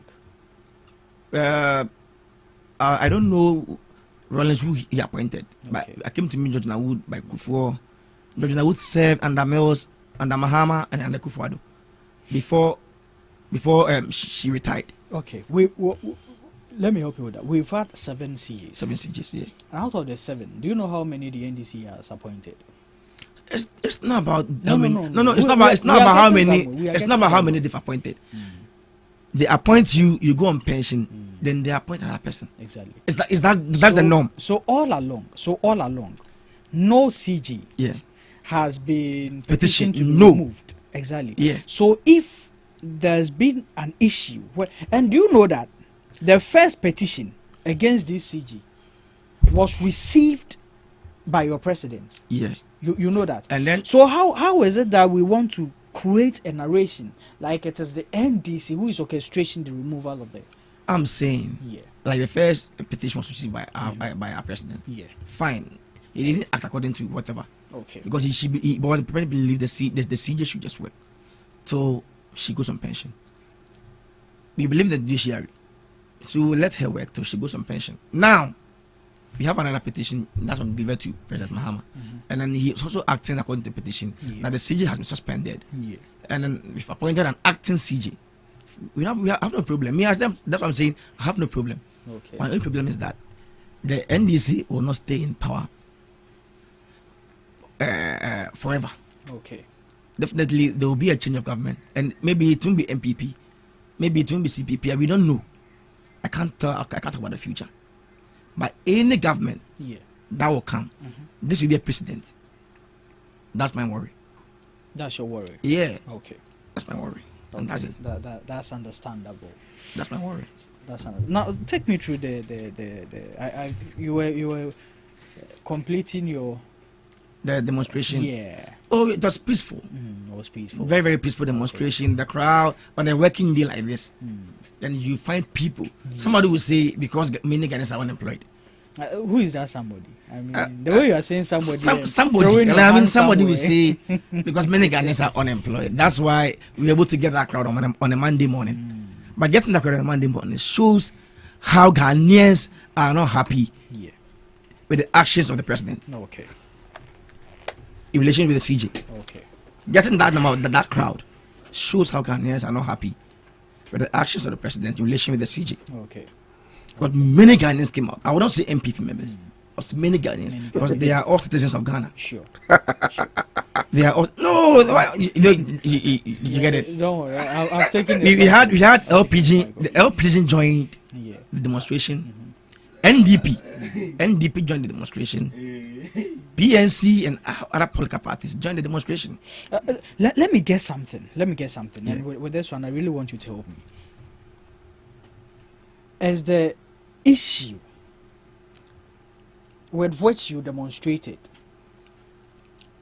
factored on the basis that the president has broken a law based on his removal of the CG or suspension of the CG, or the demonstration is actually against the fact that a petition has been raised. The demonstration was about an attack on our democracy.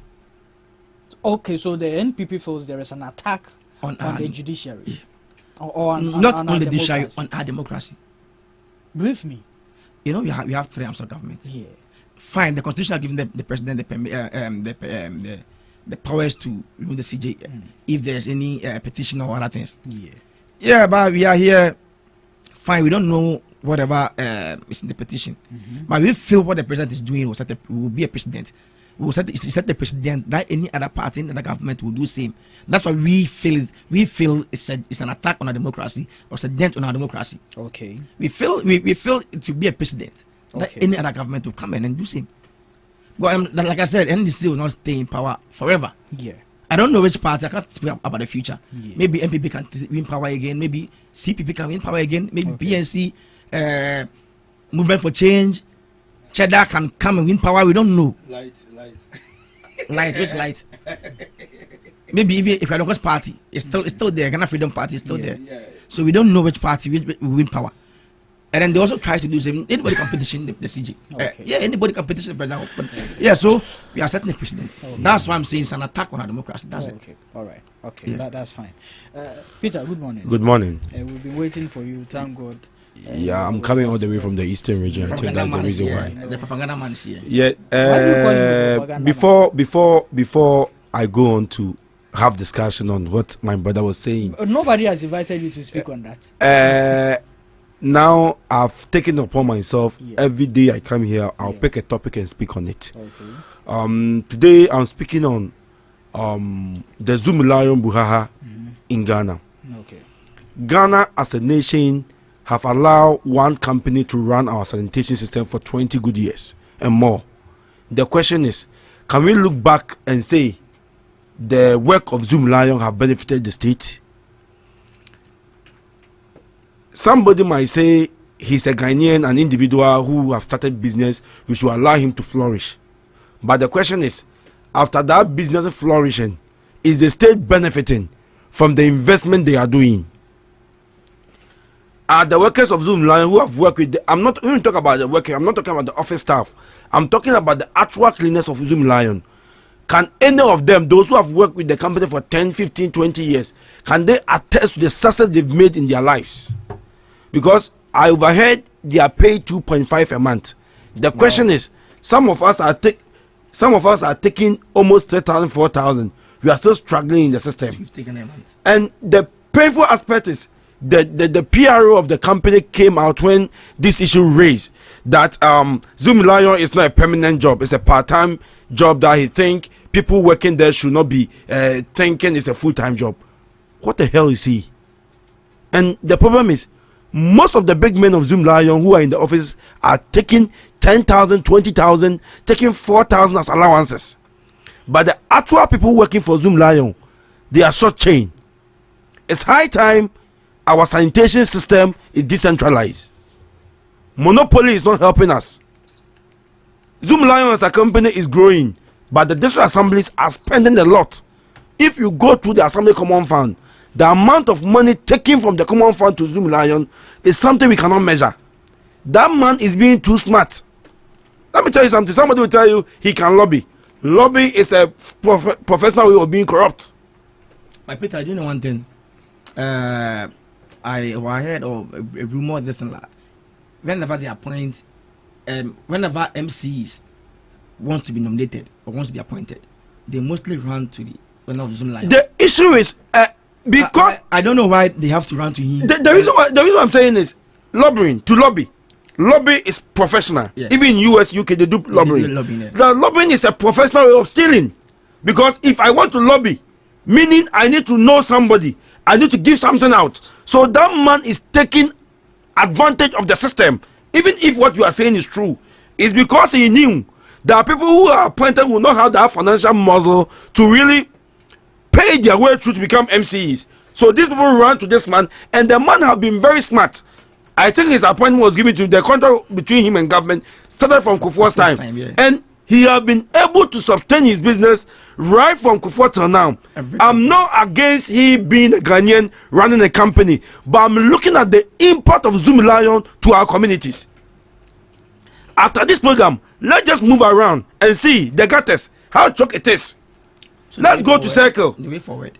One thing I want government to do, we need to decentralize the sanitation system. To our local assemblies. Local assemblies should be given that chance to even employ their workers. I remember those days when we have tankers. When the tankers is coming. Yes, these are things that those days. This man is taking advantage of the system. So it's something as a nation. John Dramani Mahama, the CEO of National Youth Authority, I know you are a very well-to-do man. You are somebody, you go by your words. Yes, let's stand on our toes. I know Malik can do. Malik is my senior. I know how to ride motorbicycle. No, Malik is my senior in the university. We all went to UDS. When I was in level 100, he was in level 300. He's my senior. I mean, Peter, he's very good at riding motorbikes also. He's not good he's good at his work. Oh, okay. Because he was able to put your ministers on their toe when you were in opposition. What I'm saying is, Zoom Lion as a company is short chasing what Ghanaians. We should be smart. Our leaders need to be smart. Let's decentralize our sanitation system. We can still give part of the nation to him for him to manage, but we should also allow new companies to come in with new ideas. This young guy, what the name of the guys who were sweeping during the last year? What guys? Bus stop boys. These guys, if we give part of Accra to them, they can make Accra clean again. I learned Sunyani is the cleanest city in Ghana. Now it's becoming dirty. Oh, okay. Sunyani is spoiling. Zoom Lion is not helping. So Zoom Lion is not helping. Your final submission on it. What I'm saying is, the government should be smart. Okay. That man is taking advantage of our system. Okay. And he because he can lobby, he help people from both parties. That when he comes to power, these people can lobby for him. Okay. It is time the nation take charge of our sanitation. All right. That's fine. Last Monday. Yes. There was a demonstration. You have. There was no need for that demonstration. Approximately. The demonstration was baseless. Okay. The demonstration was unconstitutional. The demonstration was a way of people launching their campaign. Wait. Yes. Why would you call a demonstration unconstitutional? Yes. Unconstitutional. It's simple. Mm-hmm. You are talking about something the constitution have given somebody power to work on it. Mm-hmm. Let me tell you, this demonstration was a way of people launching their campaign. People. The MPP General Secretary was there to launch his campaign. How? He is unpopular. A party. Let me tell you something. When NDC came to power, some teachers were sacked, nurses were sacked, some people some civil servants were sacked. These people were sacked because we think they were given appointment after 7 December. When these people were sacked, a party that has helped its young people to get employment, and their workers have been never tried any demonstration against the government, but because just one person who have gone against his own constitution, his own rules, his own principles, and he's passing through the law of Ghana, you are fighting for that person. What do you mean? So the question is, when they were removing Sharatosai, was that not unconstitutional? Afemaki was at Parliament. Mr. Marie, please. What action did he take as a parliamentarian? But then, how does this make Mr. Marie, their demonstration unconstitutional? It's unconstitutional because it's not unconstitutional. I'm coming. Everyone has the right to the right. No, do you know where your right ends That is when somebody owns what? Stars. It doesn't mean I don't have a right. No, let me tell you something. They have the right, but what make it? They are fighting for something that is baseless. Okay. Because that is your opinion. No, per the Constitution. The Constitution is saying anytime any case is raised against the Chief Justice, the President needs to consult the Council of State. When he consults them in the prima facie case, there should be a committee set up, and for the in order to prevent interference into this, the President have that power to either suspend the CJ or allow him to continue his work. And per the kind of allegation level against the CJ, there was the need for the suspension. Okay, I'm coming. Because that some of the allegations raised against him are administrative errors. Okay, I'm coming. Let me get this straight. Yes. What was the petition of the demonstration of the NPP and the other people? I want the official petition, not your. I'm coming. Do you know one thing? The most disgraceful demonstration in the history of Ghana is that happened last Monday. It doesn't answer. I'm coming. You have demonstrators holding placards. You ask them, "What's a comedy you need here?"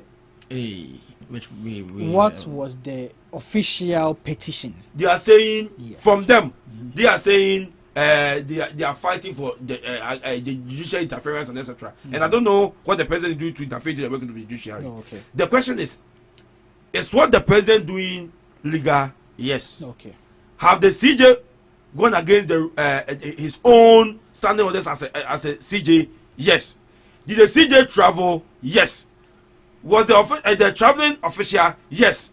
What does the law say? If the CJ is traveling with for official duties, he goes with his bodyguard. And did he go with the bodyguard? No. Was his wife, her wife, her husband and daughter given her allowance? Yes. It is. Is that right? No. Okay. Have he gone against the Constitution? Yes. Okay. Can he be punished? Yes. Setting up the committee, is it right? Yes. So what's the need? I'm telling you, people went there to launch their campaign. Okay. Justin Kodua. Justin Kodua is very unpopular in the MPP. Okay. It's very unpopular in the MPP. So you believe he went there? Afro-American is losing touch with his people. So the only means for them to make themselves popular. You are going for a thank you tour. We haven't asked about. No, I'm coming. We are talking about the. I'm talking about the demonstration. The party chairman walked out of the thank you tour for a reason best known to him. Now the secretary is in charge of the thank you tour. You quit the thank you tour to join the demonstration. Are you serious as a political party? A party that you can't do two right things. No. What is the right thing? They are not. Where are they? Are they in the greater Accra? No. I'm telling you, Justin Kodua. Did he quit the tour? Yes, he was not there. He was in Accra. It doesn't mean he has quitted. It doesn't mean we've held the thank you tour that on Zoom. Mr. Murray, let's clear this. I'm coming. I'll give you time to respond. Settings. Okay. I don't know where the settings. Okay. I gave you 3 minutes. Your 3 minutes is up. You are into 12 minutes. Let me. What I'm trying to say is enough of politics. And one thing I love about Standabi when he received the petition. Look at the way he addressed the leaders of the MPP. Okay. They were all looking at him, and he was asking them. So does it mean they are trying to? The 8 years of the MPP was a period of anarchy, the period of injustice, because per what they are saying. But I want you to land in that. No, what I'm trying to say is, Ghanaians are fed up with the MPP. Okay. Ghanaians are fed up with the MPP. All right. All what they need is national development, and John Dramani Mahama. Yes, and they are happy with him. Okay, thank you. I wanted to clear this and that. Sure. You have 1 minute. The secretary of the MPP is never using this as a means of campaign. Okay. It's very. You should just reverse that thing. Oh, certain. It's never using this as a means of campaign. Even this demonstration was, we gave it to the organizers, the national organizer, regional organizers to organize it. Okay. And then for now. As a secretary, he led the demonstration with African-Americans. And then he said African-Americans has lost ties with people. In the Futu if you go to Winneba, African Americans is being loved there. It's not true. Don't say yes lost. It's not true. African Americans will contest and will still win. You'll go for 10 times and we'll still win 10 times. I'm telling you this. African Americans has never. And then again, I have my 1 minute. Please, 1 minute. Let me use the 1 minute, please. And also, this demonstration shows how Ghanaian are rallying behind the people now. The crowd that showed up, even then they see overwhelmed. They were shocked. They were not 2,000. They were not expecting this crowd. The NDC and they were not to 500. Were not expecting this crowd. They were not expecting this crowd, and then they are shocked. They are very, on a Monday, on a working day, not on a weekend, on a holiday. On a working day, on a working day, and then you have this number of people in this demonstration. Okay. You should. Then they are not scared. So I want you to end on that. Yeah. So Dustin Kodua is never using this as a campaign. Okay. And also, African Americans has never lost ties with these people. African Americans will contest in Winneba 10 times and win 10 times. Okay, that's fine. Moving on to today's topic. But we didn't discuss this topic in totality. Moving on to today's discussions, the NDC, the president, John Dramani Mahama, has launched a code of conduct for his appointees. With this one, I would let Peter lead the charge. Your party's code of conduct for your appointees. One thing is, governance is leadership. Okay. Governance is not just coming to power. Coming to power is one part of the cake, and leadership is another part of the cake. Okay. And if you have a leader, that's when the government can really lead well. Okay. So as a president, we've taken case study from Nana Adanko Akufo-Addo and his ministers. Okay. We've taken notice of the comments made by the vice president telling us they lost power because of arrogance of power, because of corruption. All these things raised by Dr. Bawumia is telling us that if we're a leader leading a political party in government, there is a need for you to put measures to control corruption. One thing we need to understand is that corruption is part of a human being. Okay.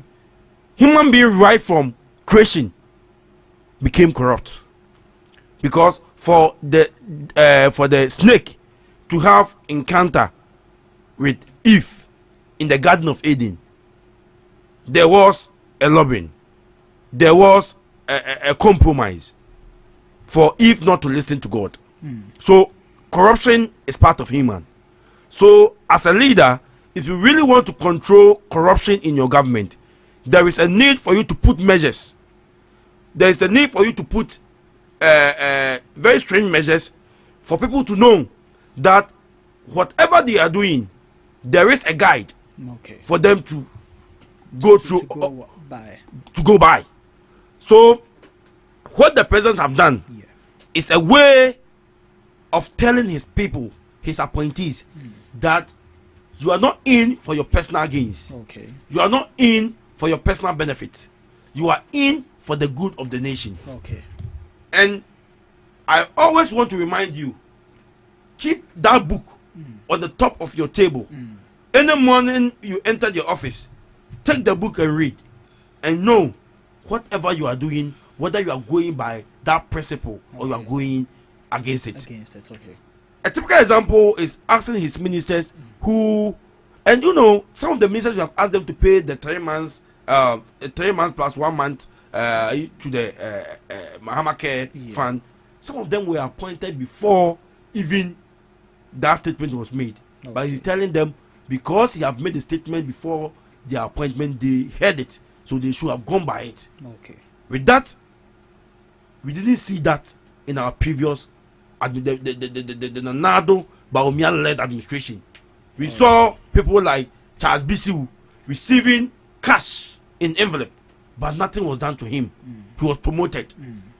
We saw people like the former deputy finance minister, is it Charles Adubuahin's brother? I think he also called Adubuahin. We saw people like him receiving bribes and etc. Nothing was done to them. So this time round, the government is leading the charge, or the president is leading the charge First, he's telling them there's a code of conduct. Okay. Ghanaians can access that code of conduct, check whether their DCs, their ministers, their CEOs, their directors who were appointed by this president are going by it. Okay. It's a good thing. I felt Nanado spoke about it, but he never was able to implement it because all he has is cousin, niece, and family members being part of the government that he fear if he introduce that system, it will really fight his own family members. Okay. What I'm telling Ghanaians is that John Dramani Mahama is in to leave a legacy.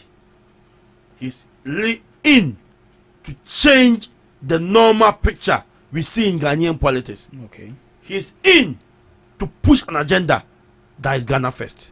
Okay. And he's telling all his appointees to also put Ghana first. And I think with that, we can all move to the promised land. Okay. That is why I'm telling my brothers in the MPP, if they want to lead anything, they should lead things that have positive charge. Not a general secretary who is losing touch with the people. Not a general secretary who thinks he's going to lose an election. To lead demonstration that will not benefit Ghanaians.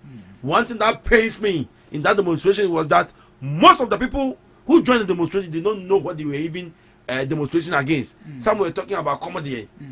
A media man. I work on your newspaper. The interview your guests were. I want your guests to enter the studio. Some of the people were holding placards.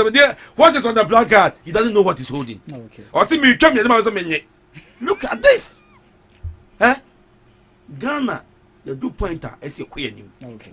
The MPP. Me, I don't want MPP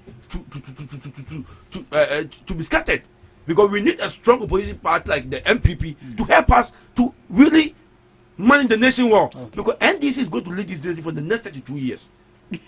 Okay. So we need them to be strong. All right. I need my mother Paul to be around live and kicking so that he can push me. Okay. Because I know very soon maybe my president will remember me and give me an appointment. Okay. And I need people like Paul to push me to keep you on your toes. So that I work very well. All right. Okay. That's fine. Thank you, Peter, for your submission. Paul. Yeah. I'm coming. The NDC and their president, the president of Ghana, has launched a code of conduct measure to his appointees to guide them in leadership of whichever position he has appointed them to. We all know how corruption has become a canker, especially in governance. So, with the president launching this code of conduct for the guidance of his appointees in their service to leadership, do you think this is going to pose a restraint on corruption in this government? First of all, like you said, settings and do you know why I'm saying settings and John Mahama is not just a president. Like, this is not his first time being a president of this country. Okay. We've witnessed his presidency before. We've witnessed his leadership before. In the year 2012, Ghanaians voted for him to become the president. Yeah. In 2013, he was sworn in. I remember we went, Ghana qualified for the World Cup in 2014. Yeah. We went to Brazil. We saw how money was fled in a helicopter on an airplane to Brazil. We saw how Ghanaians were very angry. How Ghanaians reacted to that. After what did they do to that, to the minister, to the sports minister? The minister was reshuffled and brought to presidency. Okay. A free young crowd was a free young crowd. Nobody was a free young crowd. After all those things, after all those corrupt acts surrounding that money that was fled to Brazil, he was reshuffled from the sports ministry back to the presidency. Paul. Yeah. So now, what was the corruption surrounding that money? That money that went from even the outside Ghana, some institutions like the UN, we are talking about it. If that money was flown from Ghana here to Brazil. But and the players said that until they get the money, they are not going to play. Until they get the money, they are not going to play. Just imagine this. Yeah, that's what the players. No, just imagine this, and then money to the players. They don't have account. They don't have account. They don't have their bank accounts. They don't have anything unless we fly the money from Ghana here to Brazil and distribute to them. Tabletop. Maybe we believe the players they do not have bank accounts. Okay. Let's believe that, or we should assume that the players or the minister is making us aware that the players do not have bank accounts. Okay. Now that we can transfer the money into the bank accounts. Okay. Unless we fly the money from Ghana here to Brazil. After what happened? After this very bad thing that international bodies were talking about. Honorable Evuzefi Yankra was moved or was reshuffled from the sports ministry to the presidency. Okay. Now you are here telling us they got ethics for your appointees. Are you the one to tell them? Yes. Are you the one to tell them? You are appointing them. Even the constitution. Yesterday I heard them talking about the declaration of assets. The constitution has been declared. It is over here. I have to read it here. Yeah. You can Article 286. Okay. Of the Ghana Constitution. It is clear that declaration of assets and liabilities. The clause 1 says a person who holds a public office mentioned in clause 5 of this article shall submit to the Auditor General a written declaration of all properties or assets owned by or liabilities owned by him, whether directly or indirectly. Now let me go to the public officers mentioned in the clause 5. In the clause 5, the officers are 1. A, the President of the Republic. 2, the Vice President of the Republic. The Speaker, the Deputy Speaker, and members of Parliament. D, we have the Minister of State or Deputy Minister. Chief Justice, that's the Superior Court or Judicature. Chairman of the Regional Tribunal. The Commissioner of Human Rights and Administration, that's Raj, and his deputies and all judiciary officers. F is it Ambassador or High Commissioners. J, Secretary to the Cabinet. H, the head of Ministry or Government Department or equivalent office in the civil service. I, Chairman, Managing Director, General Manager, and Departmental Head of Public Corporation or Company in which the state has controlling interest. And the I, as such officers in public service or any public institution as Parliament may prescribe. So all of this, you're not coming to tell us that they should come and declare the asset. And then we learned Shima Muslim, who is the Deputy Communication Minister for Presidency, saying that some appointees forgot to declare their assets. I mean, how? Some appointees they forgot to declare their assets. I mean, how? They knew all this in the Constitution. So this settings. Okay. Unless you tell us that the people you appointed, they don't know this. Okay. Because before you be appointed, I know some of them have even served. Some of them even served under most government and also under the first term of president. Okay. That's 2013 to 2017. Okay. Some of them served there, and then they know this. So you're not coming to tell us that they should now, if they don't declare it, you do this. No. Okay.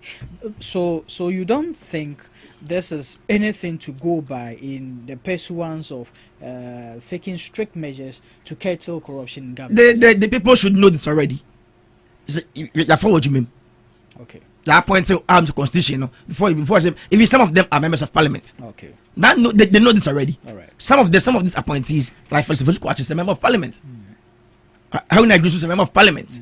Many of the appointees are members of Parliament. Who knows this already? One of the things that we've always had a cry about is how we have the constitution and laws, but yet to really enforce it, to see people abide by it. So even though it's in existence already, the president taking strict measures, saying if you don't do it, they'll take their salaries to this. Yeah. So if you say that you add up their salaries to the Mama Care Foundation or whatever, no salary from home, 15,000 as we are now mentioning from home. Can that even stop them from corruption? Maybe within 4 years they can even add more assets. Now without 4 years, no, 12 months, 12, 24, 36, 48 months within 4 years. So maybe 15,000, maybe 20,000. And then if he can be corrupt and then get enough more money, then this the grand final. Okay. He doesn't even care. So you don't think there's anything? No, So what the former finance minister? Yeah. The former finance minister. We saw him giving out the salary. That he's no more going to receive salary and other things. And it's no news. Okay.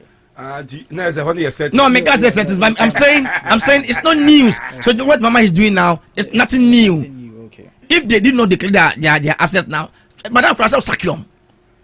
Okay. Let them know that you are serious.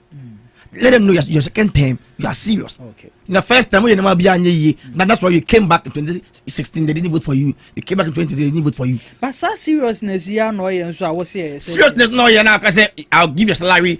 I'll add a salary to the mama care. Some of them inform 15,000, 20,000, inform. So what would you have recommended for the president? If they are just sack them. Okay. Sack them. Okay. By now, some of them haven't declared their assets. By now. Let them know that you are serious. That 3 months salary that you are going to give to your to the mama care, what is it going to do? How is it going to affect them? They can be corrupt and then get more money, more than that. Okay. So all these are settings, just to make Ghanaians aware that, and we are doing this, and then if they do not declare their assets, they do not go according to the I'll take their salary and then salary will be. Okay. All right. Some of them can even work without taking salary. Okay. Okuda told Black we are here. The unformed oral team saying they don't take salaries. They know those lives they can be corrupt and be taking huge monies behind. Okay. And then these lives will not do them anything if they are not declaring their assets. Just sack them. Let's know you are serious. Okay. Peter, I'm surprised my brother is talking about sacking. No, that's why Ghanaians voted the MPP out. So it's simple. So that's why Ghanaians voted the MPP out. But now we are out of government because of certain things, because of power. Some of these things we are out. Some of this corruption here you can add it. And now, then this is there.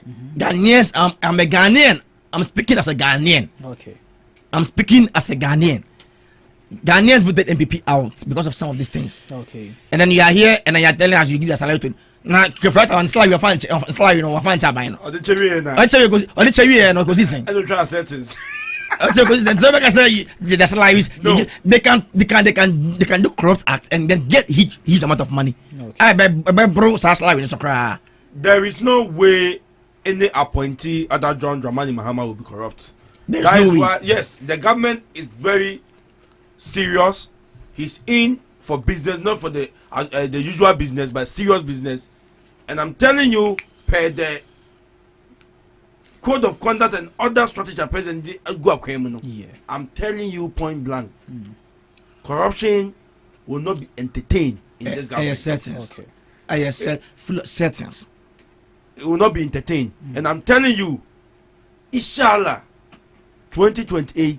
I remember NDC is going to get a very sound. I remember when they were. I remember when the NDC used to publish the former second lady some years back. The bank account credit about £2,000. The bank account credit about Joyce Bauer. Just not even after a month in power in the back of Kotoye, £2,000 back in Kotoye. It's an old bag. She used to be no. Just within that 1 month. But they were here. The NDC were doing the same serious act with Samira. Where this one? Let me come in. Yeah. Even in opposition. No. When I don't go to you back guitar. Within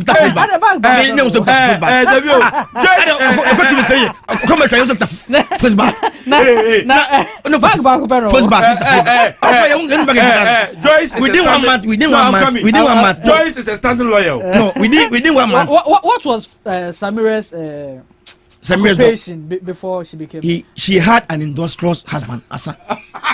Yeah. Now if some George, excuse me, if some George and if a black one and the rest who are renting apartments at Airport Hills with their salaries.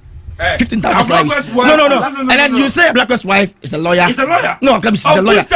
You have lawyer. No. It's like no. You say no. A lawyer of good standing. She's a lawyer of good standing. You have other lawyers also in Ghana. Yeah. So you say the other lawyers chamber name bomb. So I'm the only me hide down Airport Hills. Yes. A black lawyer that was I'm say other lawyers na there. Me akushifo. But your wife is no kushini. Your wife can rent at Airport Hills for you because you have an industrious wife. Yes. Same as Sam George. Yatimasi. Now because I only look industrious husband now. Ah, Nicolas Biogin. Nicolas Biogin. She also had an industrious husband. She also has afforded that. She also had an industrious husband. As a housewife. Not Kelewili. Or they just not Kelewili. Not Kelewili. Oh, Makola. No. I mean, we shouldn't do politics with those things like Samia Kutobag. Now, we politics. Now, I was shocked because we have some appointees. Some of NDC now position Krana. Shoot some Krana. No wedding. What I said, but we're doing politics with those with these things. It's not nice. Sure. Because we born in life. Okay. We born in life. Yeah. Now, Sleda we go Krana boy sing, but she was rich. But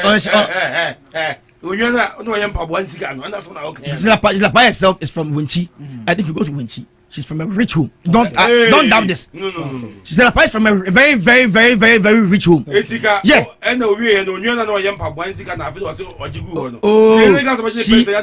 Mokon office now. After some Moscow, the Mokon office, not club activity. No, when you went to her office, yes.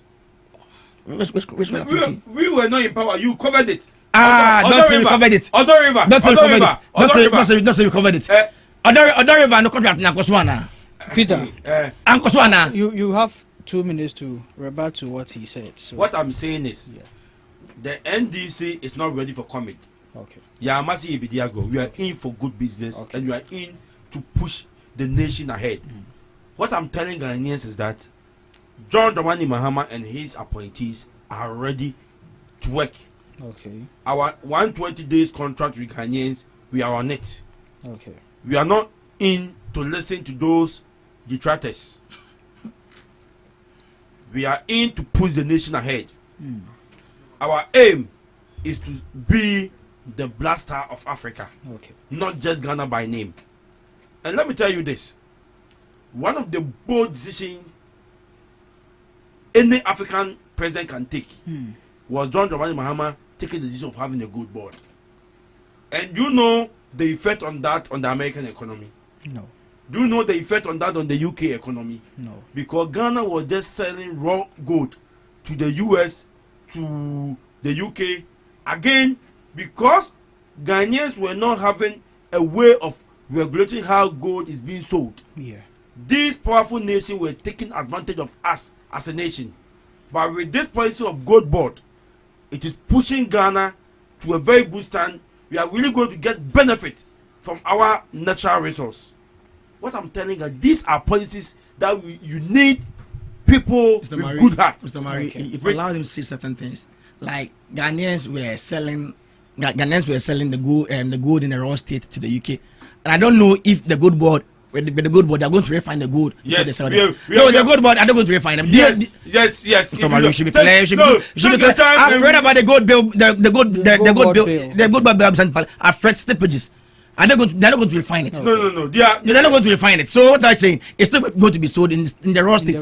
So what are you saying? But people, just that it's going to be sold by the government. Okay. That's it. That's the better way. And for me, I'm for that. Okay. For me, I support that. What I'm trying to say, but if you say that if I'm really it's not going to be sold in the raw state, if I've taken your time to read the whole policy, you get to know now.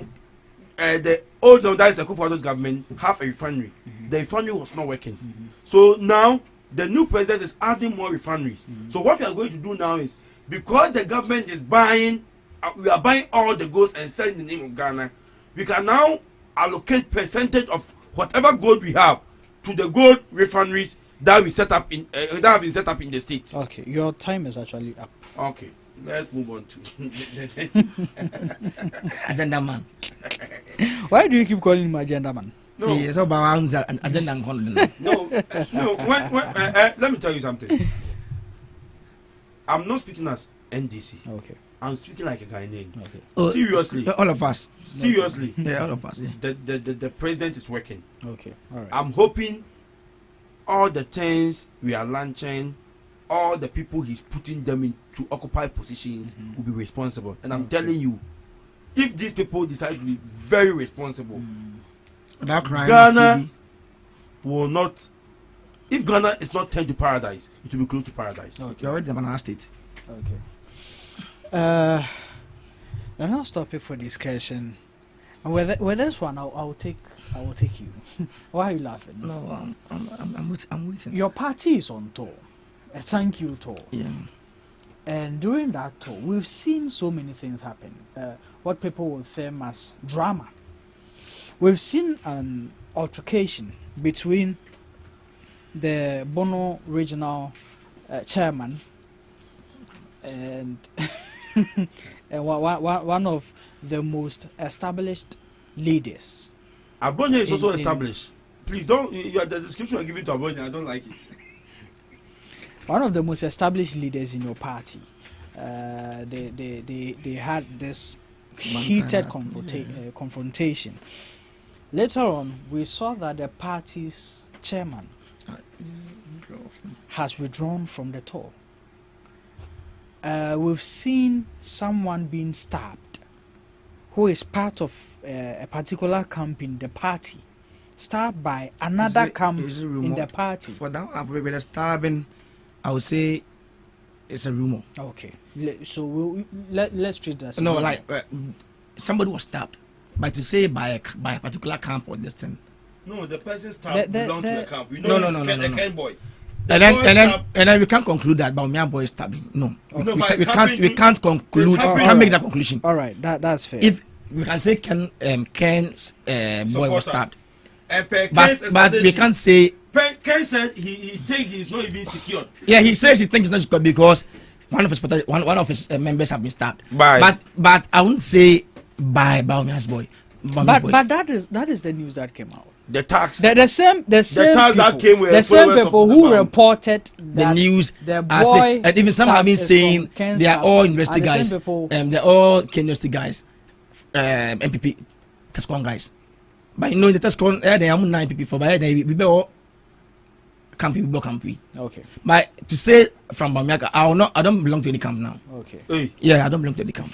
Why you say? Are you in their camp? I don't belong to any camp. Are you in now. their camp? And let's speak to the issue. Yeah. So with all these things happen, how does it speak to the stability of your party? I mean, a party who has just come out of power with such a damning defeat, with which we are looking to address what actually went wrong for you to be handled with such a defeat and all these things happening again. For me, I would say I'm very happy that Ken himself withdrawn from the thank you talk. Why? I'm very happy, and also the chairman. You know one thing, this thank you talk that we are going. Yeah. Initially, we have the Michael Coe report,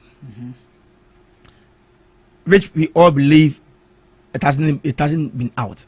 Okay. Everything about the report is a rumor. Like during this thank you talk, some of them are using this in the midst of campaign. Like Kujana Kwaneman Sonkasa. I mean the last flag bearer. Yeah. Like if without things more kana, you might see it's still in the form of campaigning for the next primaries. So when we make it that way, the next person to speak, if he can, he also come there and also speak in his favor to also make it as a form of campaign. Okay. Do you get it? That was how the thank you talk was going. Okay. At least we went for an election. We didn't win the election, but at least we had 41%. Meaning some Ghanaians voted for us. Yeah. It's 41, please. 41 is being gazetted. 41%. Yeah, it's 41. Yeah. The official EC report is 41. Yeah. So at least you have to go out and thank them that some of this thing happened. That's why we lost. By while saying it, some people were using it as a means of campaign for the next primaries. That's how I see it. Okay. Initially, the campaign I was here and I told you, for peace to prevail, the general secretary of the party leaders, they themselves should have led this campaign talk. Okay. But some also feel if he speaks, he also uses it as a means of campaign. Do you get it? Yes. So now the thank you talk is ending, like because of the primaries and other elections, next elections, and regional elections and other things. Some people will speak in their favor just because they want to gain some sympathy when the election times are up. So for now, after second withdrawal, now everything's going peacefully. And I like it this way. But I should also make sure he measures his speeches. Okay. So it's not trigger anybody. Okay. To also go and be on another media station or another radio station and start talking or throwing stones onto the park. Okay. Where this, we all believe the MPP will bounce back. The MPP will bounce back. Okay. Yesterday, from the demonstration, I can tell you the MPP will bounce back. Wow. We go for elections this year. This year we have an appointation elections. Next year, the constituency elections, the regional and national next year. Yeah. And then I pray we have a presidential primaries also next year. Okay. In parliamentary. Then from the 2027, we bring unity together. We bring all of us together. We appoint a running mate. Then fast forward, we start working together. For now, people are still having some issues within them. If you say and then the Makoko report, fine. Some of the big wigs in the party knows about it. Yeah. And it's not going to be open to all. Yeah. Maybe about out there, people would like to go and then rebut. Maybe I'm a dingo. Yes, so they have to go and do this. Look at it when it comes out. And how about can dingo? Some in some pages, some will say can lead to a defeat. Some people also say we presented a bad candidate, like a bit as to say a hard. Sure. So we should just find some means and ways just to make sure we kept this issue. Okay. And now that can has withdrawn. The thank you talk is not going peacefully, and I think they are measuring their speeches now. Okay. That's why right now we are not hearing issues here. Okay. But what do you make of Ken's signal announcing himself to contest again? Yeah. Is it the right time for him to do that? Fine. Maybe he thinks maybe people are trying to push him under the carpet. Okay. With the thank you to issue, Brandon had a chance to speak, and then everything was the attack on Ken. Everybody, and then it made it clear that I will still contest whether you attack me or you don't attack me. I will still contest. So is it not too early for such an announcement to be made? I would say it's too early because we all know. I would say it's too early. Yeah. But I also say it's good. It's very, very good. When he made this clear, now if you are going to talk, you measure your speech. Okay. You say now out there whether you attack me or not, I'll contest. So if you like attack me, if you not attack me, and then now they know that if you attack him, you come back to rebut. So now people will measure their speeches. Okay. Now we want unity. All right. From the demonstration that we went, yeah. The party leadership, yeah. The minority leader, together with GFK, Nanabi was there. We saw other regional executives who were also there. The regional chairman Divan Otuagomu was there. Chairman to me was with Bapamia for the thank you talk. Okay. So he didn't appear at the demonstration. Okay. This shows the unity now, how the unity is coming, like how we are all gelling together. Okay. You get it? Sure. For now, this decision that they took, I think Ken did in a good faith. Now, with the kind of intention we obey contesting. Okay. So for now, if you attack him or not attack him, so now you have the chance to also market your candidate. Okay. Instead of attacking him, all right. Market your candidate. Okay. It's very simple. Okay. I'm just praying the NDC primaries will also be nice, and then we'll be very, because we expect a very nice presidential primaries from them, and then we know they are bringing General Mosquito. We know they are bringing him. Yeah. Oh, they are bringing him. Hey. Yeah, they are bringing him, and then we like it that way. Okay. This is how we like it in the town. This is how we like it in the town. Okay. Yes. That's fine. Peter. My conversation will be around Abonye's speaking at one of the Untumi radio stations. Yeah, that one. Saying Ken is corrupt. Ken is a thief. Ken is ungrateful. And I'm happy. You're happy? Yes. Why are you happy with that? Yes. Abonya is now telling us Ghanaians the true picture of the MPP. He told us even on 19 December after the election, Ken was paying, is it 600,000 something, is it millions something cedis, monies that was paid to Ken. He also told us Ken is again owned at Cocoa Board. He was given some contract at Cocoa Board, and he even went to the first lady to go and plead and you went there and gossip about Nana Adanko Akufo-Addo. I'm happy. We are trying to know the MPP. I mean, Ken went to a first lady and gossip about Nana Akufo-Addo. Yes, that's what Abronya said. Wow. I'm happy. We are now trying to see the true picture of the MPP. The people who are saying they want to come back to power again. If these are the things that they are doing, if after losing an election, you can pay this huge amount of money and pay to Ken because he's your financier. It's a warning to the contractors. I will not say even a warning. It's a wake-up call to the contractors who were owned by the then government. Okay. It's because they were not party members. Because they were not party financiers. That is why their monies were not paid to them. Okay. I'm very happy today Abronya is given the true picture of Kennedy Japan. And we are all praying and hoping that he may win their primaries. And when he comes, Ghanaians will again show him the red card. I'm also happy Chairman Untumi is coming as the national chairman. And I know he's going to win. Me, I'm supporting Chairman Untumi to win the national chairman. Why are you supporting? Oh, Chairman Untumi, Chairman Untumi. Not Untumi. part of their party. He don't even have a vote. He don't even have a vote. So oh, Chairman Untumi came out. Was it 2 days ago to declare that he's coming as the national chairman? Okay. And let me tell you, he's moving with Baumia. And as he's moving with Baumia, he's coming to win. Okay. Why is he coming to win? Because he's moving Baumia. Oh. JFK wasn't with Baumia in the last elections. In the report, the report, the only saint in the MPP now is Baumia. Everybody is a sinner. That's in the report. Pay what Baumia's explanation. Okay. He is saying we lost power because of this, because of that.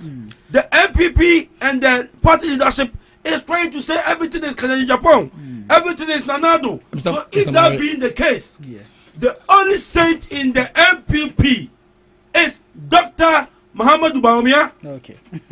He's the only pope. Okay. In the MPP. No, Mr. Murray. No. Whatever. He is the only saint. I'm not done. You're Samuel. If you're not done, you're Samuel. So, what pains me is Japan have invested in the party. He has spent a lot on the party. He's no more a thief. But again, but he's a thief because your own brother came out to tell me he's a thief. Abronya is more closer to Japan than you. Okay. We know in 2016 when they started attacking the pastors, Abronya first car he used was given to him by Japan. Okay. So all these things, if some person say, so now when GhanaTalks came out to tell us that John Mahama is a drunkard, GhanaTalks, so should we also believe it? Well, probably per his analogy. Because he didn't say he drinks. He said he's a drunkard. We have someone who drinks. Me, Mabusu. But at first I used to drink. But I'm not drunkard. There's a difference between someone who drinks and who's a drunkard. Okay. I'm coming. GhanaTalks is not Muhammad's friend. Hey, but he's close to Muhammad. He's close to Muhammad than you. No, he's close. I'm coming. He's close. I'm coming. If somebody like the current chief of staff come and say anything about the president, no. I'm coming. No, let me tell you something. When you come to any political party, Is Abronya Kennedy Japan's friend? Yes. No, he's not his friend. I'm coming. No, he's not his friend. Oh, allow me. One person who gave Abronya that big picture that he's enjoying today is Kennedy Japan. It doesn't make him his friend. I'm coming. Let me tell you, Ken in the party, he doesn't entertain people on his radio station. Before Ken will sit by you on the same radio station, from 2012, Ken became very close with Abronya, with Chairman Untumi. At that time, they were together to fight for the cause of the party. And this time, the information given by Abronya is factual information. He's giving us dates. What's factual? He's giving us my dates. brother, you know one thing. If Ken, I'm also challenging Ken in Japan. If you think he's clean, he should come out. Ken will not come out. I'm challenging Ken in Japan. Ken will not come out. Abronya is saying he is corrupt. Okay. He is selfish. He's ungrateful. And he gave instances. Okay. But don't you think? Yes. In all fairness. Yes. That and this is why people think that Ken coming out so early to announce his intention of contesting again is quite not good for his own. No, I'm coming because right now you've put in yourself in a position where when people are making such allegations, damning allegations against you, it's going to be difficult for you to rebut publicly because you are going to incite yourself. Some of the things you'll be saying, which can go against you. Right now, Ken himself is not going to speak. Why? No, Ken is also having PAs. It's also having. Ken, we have people. So you want Ken? No. Ken is pretending now. No, it's not pretending now. No. You are saying. No, let me wait. Let me land. The one making the statement is not going to contest as flag bearer. Okay. He said it. Abronya himself is not going to contest as a flag bearer. Oh, he said it. He was the one copy. So that I'm saying, people are going to rebut him, but it's not going to be Ken himself. Okay. But when it's coming from Dr. Baumia or any other person or any other can who's going to contest, then Ken can rebut. Okay. If Abronya makes any attack, Ken is not going to respond. But Ken will also have people who respond to him. That's how it's going to be. Okay. So don't say Ken should just go out and Ken's level now and Abronya's level now are not the same. That's fair. They're not the same. No. That's fair. Abronya is speaking for Baumia. We know it's not true. So if the attack is coming straight from Baumia, in the party now, Abronya is bigger than Ken. As in Abronya is a regional chairman who is in Japan. Ken in Japan for now. For now, he's zero. Also for now, I would say I'm also bigger than Ken. Because I'm also a party chairman, chairman. Yes. For now, I'll say that. But like I'm saying, Abronya is not going to contest. Abronya is not a small member of your party. Abronya is not a small member. He's a NEC member. A NEC member. He's not NEC member. Hey, regional chairmen are all part of NEC. He's not NEC member. Hey, let Abronya be Abronya. Abronya will be 111. Will be okay. It's called 111. Okay. But that's the name now. Okay. So now. 1 minute. Abronya should just measure his speeches. Okay. Oh. Yeah, he should just measure his speeches because he said the truth. No, it's not. No, let me land. No, I'm coming. No, Peter, my 1 minute. Let me use my 1 minute effectively. Let me use my 1 minute effectively. He disrespecting Abronya.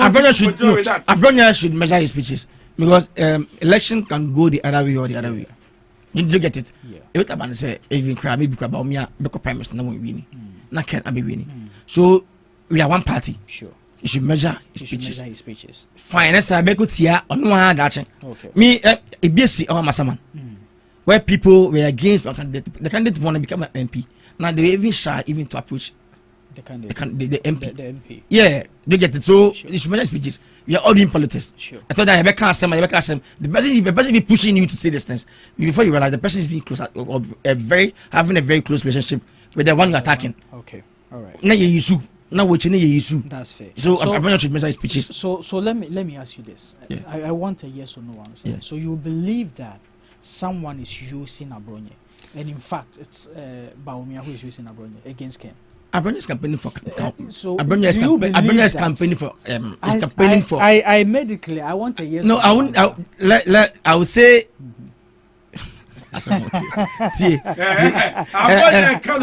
Abronya can be a man of his own. Okay.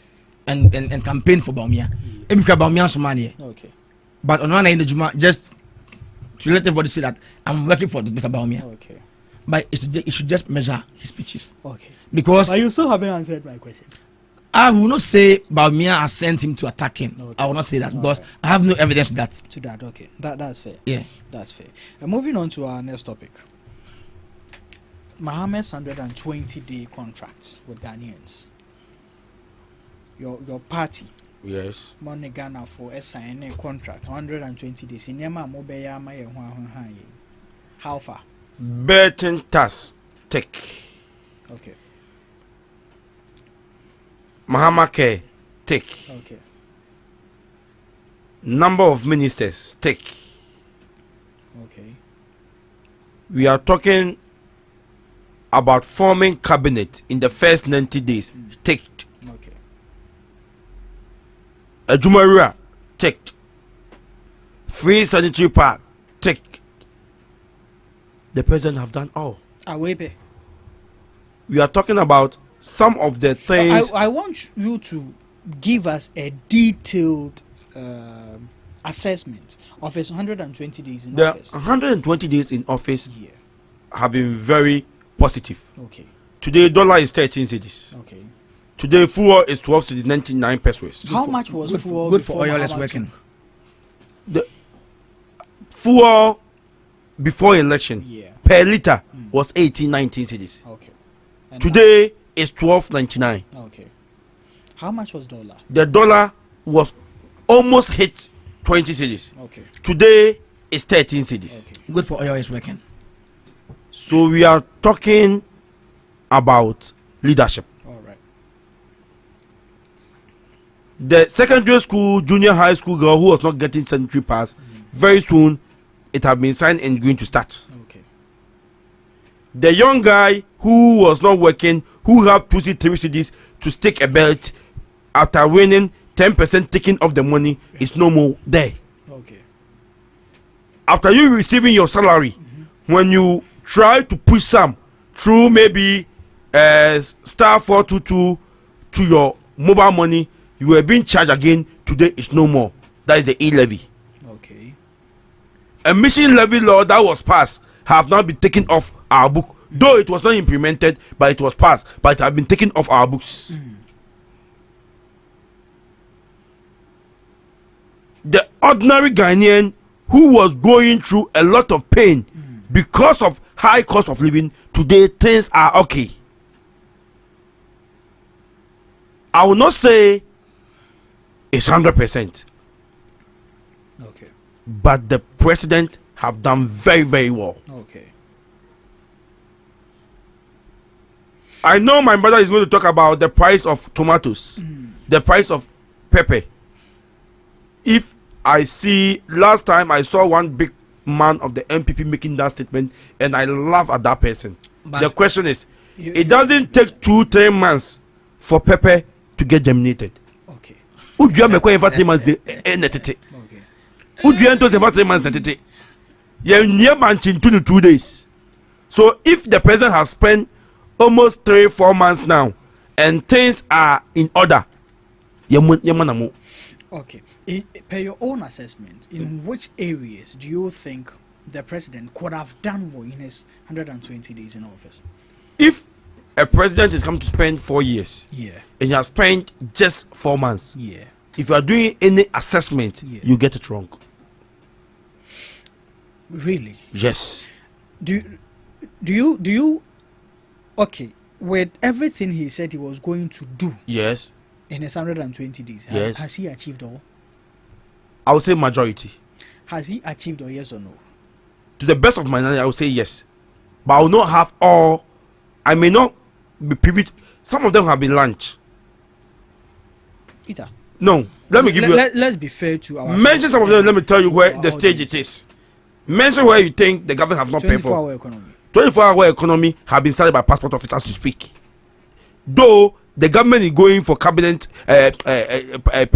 parliamentary approval because cabinet have agreed, but you need to go to parliament for them to get a law to back it. So but it before it. But as we speak, passport office has started it. Are they working at night? DVLA is doing 24 hours. DVLA is never doing 24 hours. DVLA in my area where I live. If we should go, where I live, if we should go there by is a this DVLA analogy, in my area. By this analogy, do you know top up pharmacy? Yeah. Yes. You know they run 24/7. Yes, before the government policy. Yes, before. But what I'm saying is, as we speak, please let me say some office. I know DVLA. There's a DVLA in my area where I stay. Could use a DVLA. They gave the number with the prefect JJ. DVLA is my area. Above 5 Yapon. Don't come and tell me DVLA is 24 hours. Above 5 for my phone. You're telling me DVLA is 24 hours. DVLA is my area where I live. Can I continue? Okay, go on. In Ghana now, we have 2 forms of DVLA running in Ghana. If you are not aware, his president introduced it. We have the private DVLA and we have the government. The DVLA. one there is the government. And I said they give the number changing. The preference is changing. Okay.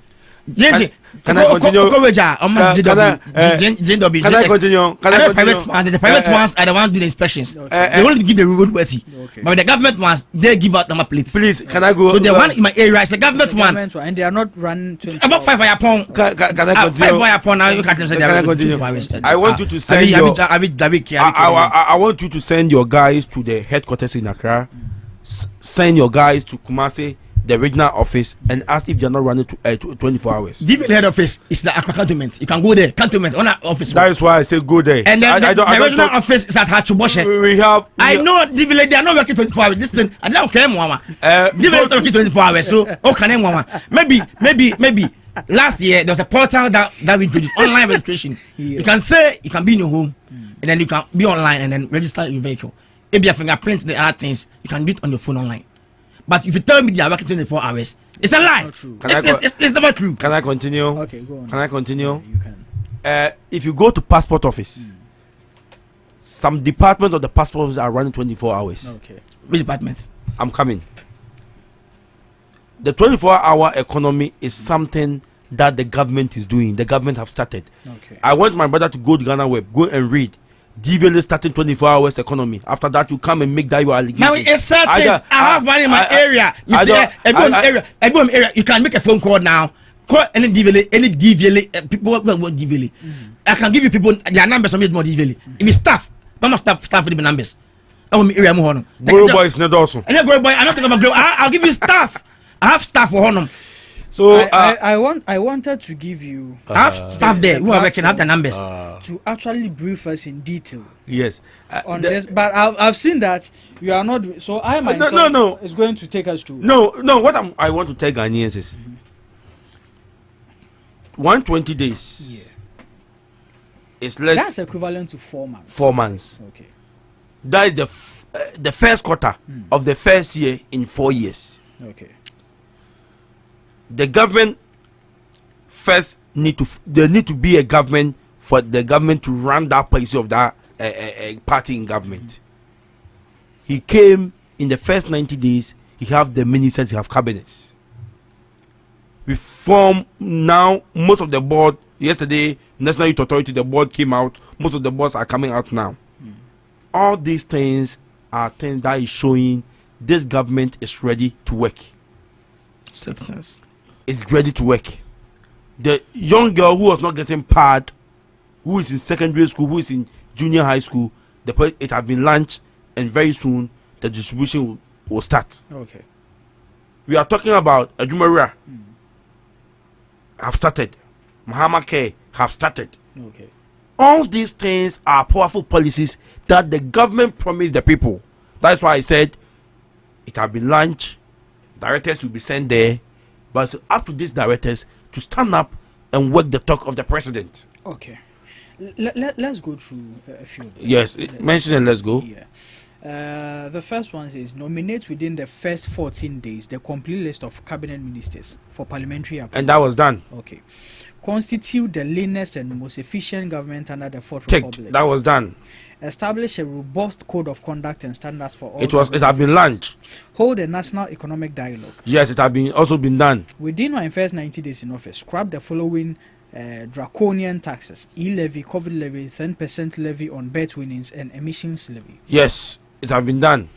In my 90 days of office, review taxes and levies on vehicles and equipment imported into the country for industrial and agricultural purposes. It is in Parliament as we speak. Okay.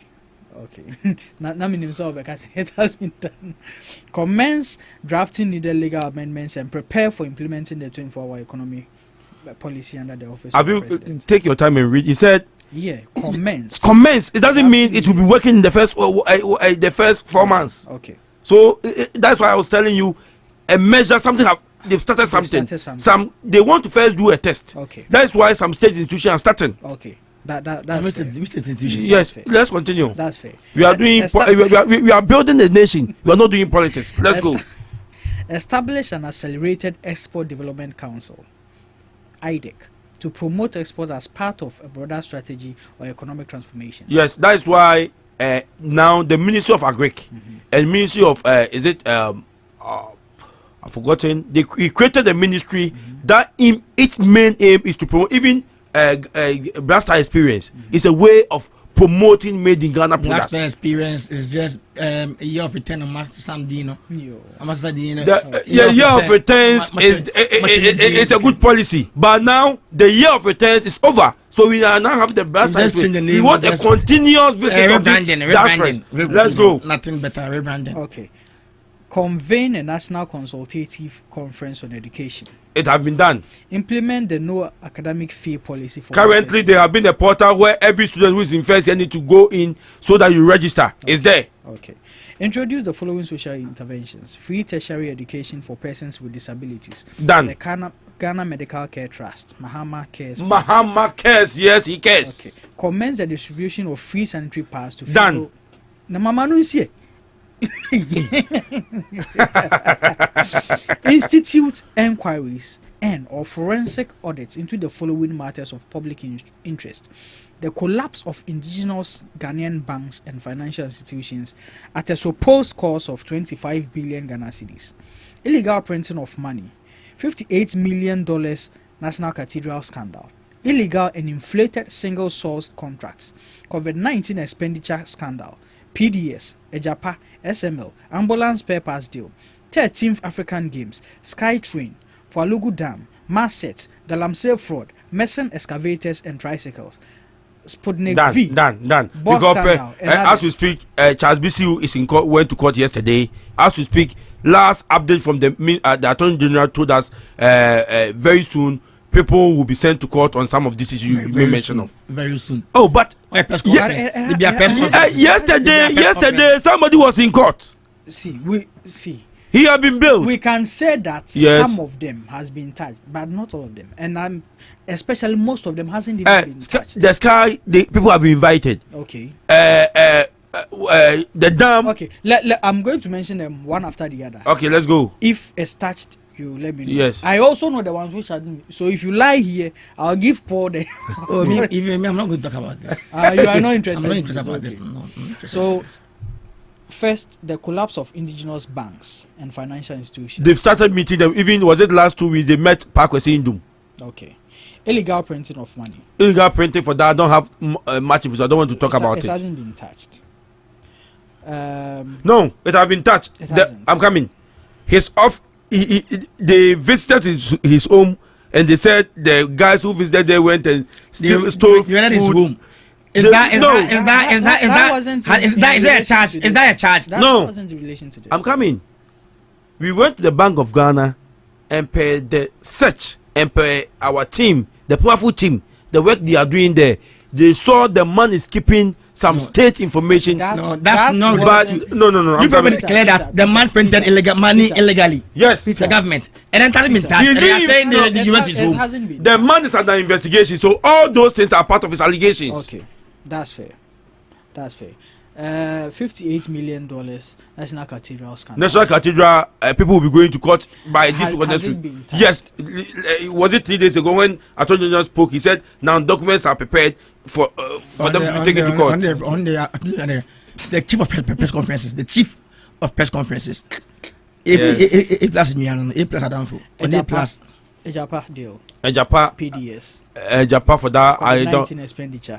For that I think. Single source contract. All these things hasn't been touched. Single source contract aspect of it have been touched. SkyTrain it has been touched. 13th African Game not touched. Palugu Dam not touched. Masset, Galamsey fraud, Messen excavators. Galamsey fraud have been touched because yesterday this guy was in court. Charles BC was in court. Okay. He was billed.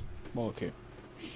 All right. Let's move on to the next one. Institute a government policy banning political appointees from. Yesterday, it's part of the document he launched. Okay.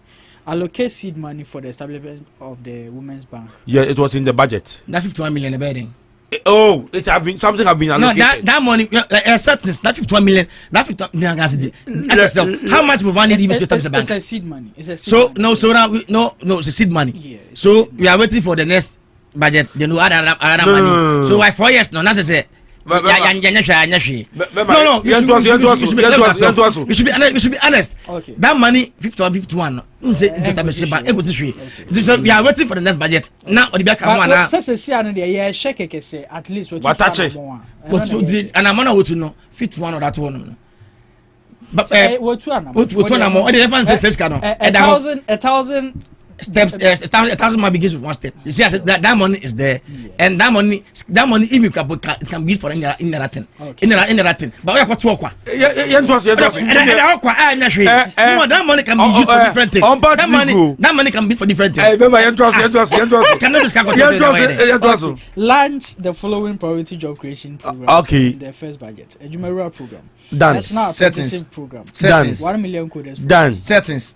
Commence the review of Customs Amendments Act 2020 to scrap the law banning the importation of salvage vehicles to rescue the local automotive industry, Aswame Magazine, Kokompe, Abosiokai, among others. That one I don't have much info, so I don't want to speak to it. It hasn't been. I don't want to speak to it. Laid before Parliament a new bill to streamline government scholarship administration, prohibit political appointees from accessing government scholarships. Done.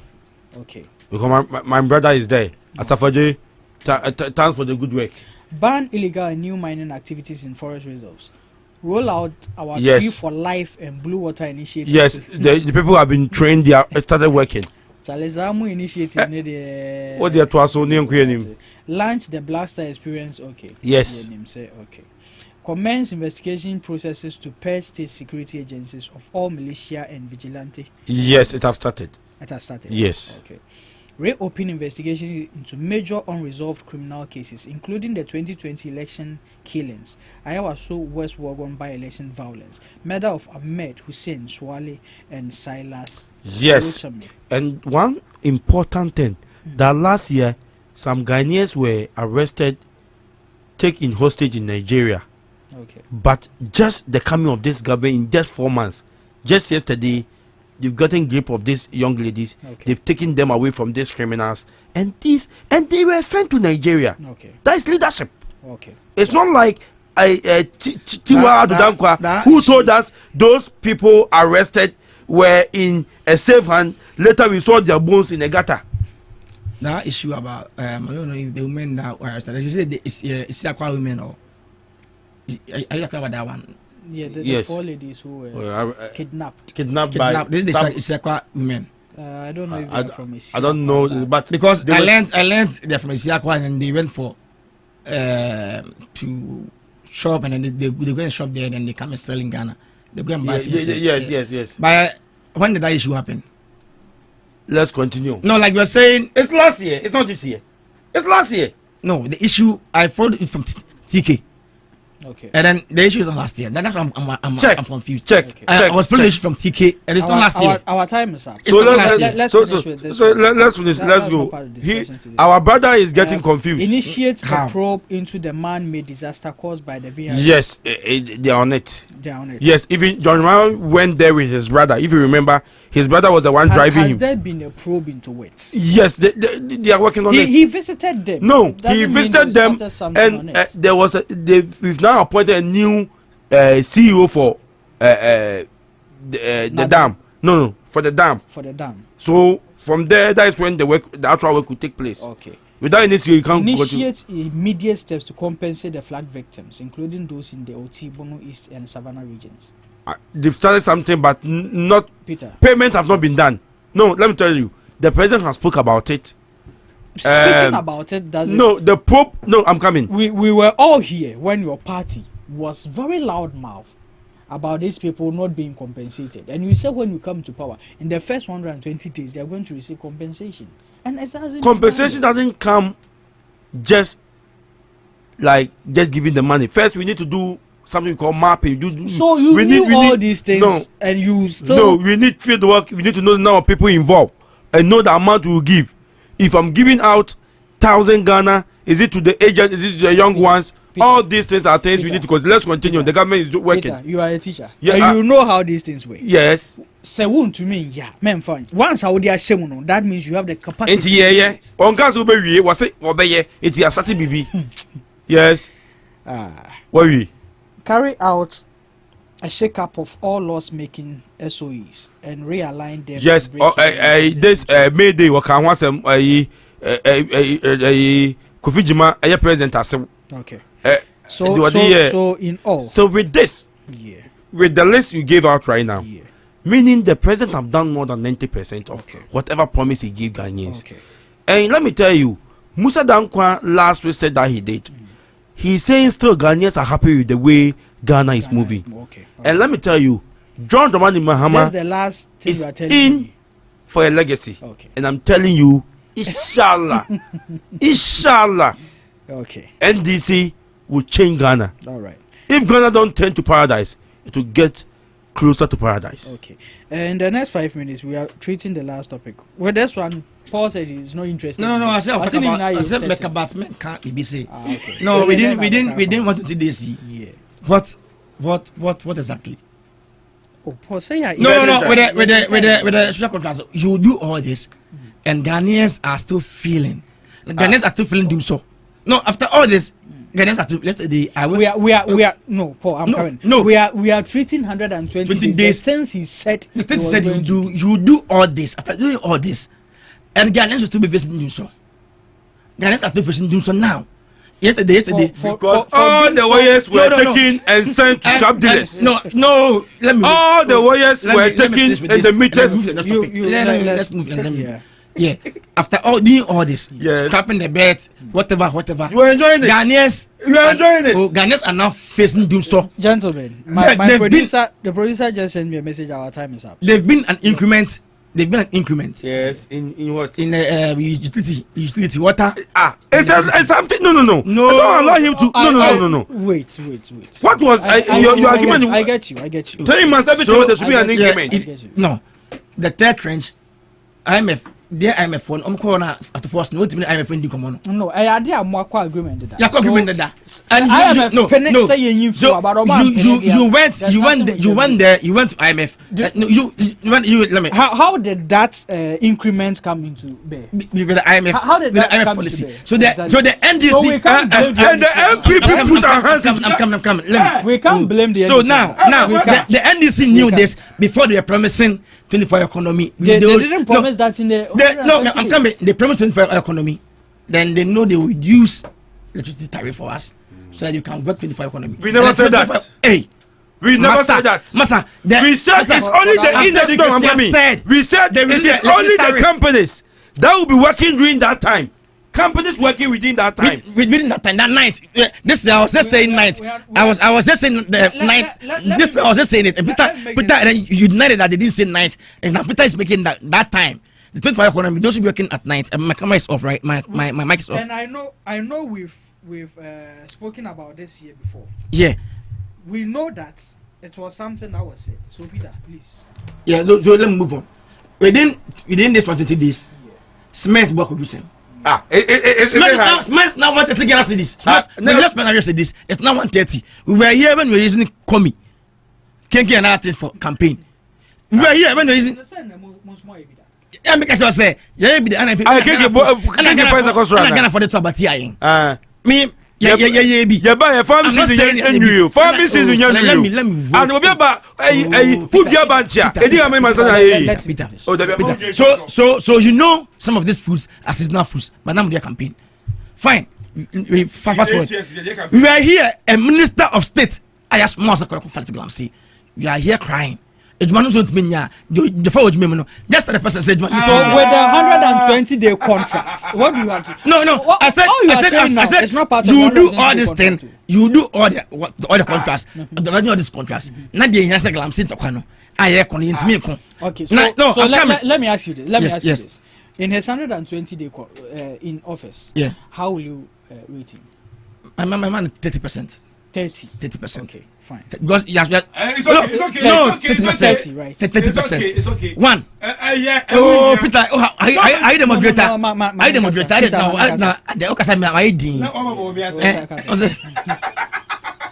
A minister of state went to a minister of state went to the floor of parliament. Yes.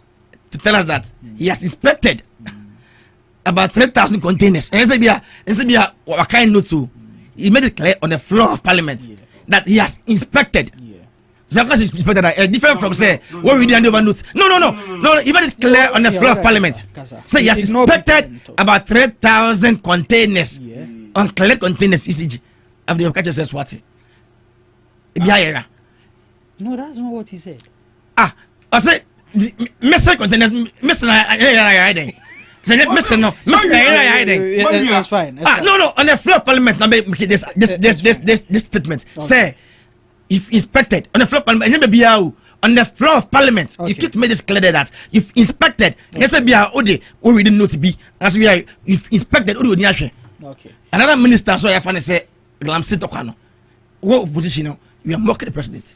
When you're in position where you are talking about Glamse issue, so you know the effects of Glamse, you know how Glamse has destroyed the country. You wouldn't be able to do that. When they campaign, now come for Glamse.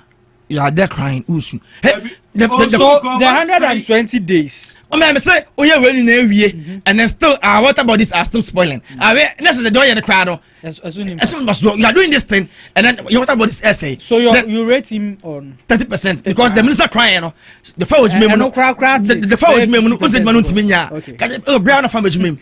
The person that come out now family man meet me, Miss Leo. Because I know, as a chairman. Meet me, like I say, oh, Brahma Hammer, you can address him, Brahma Hammer.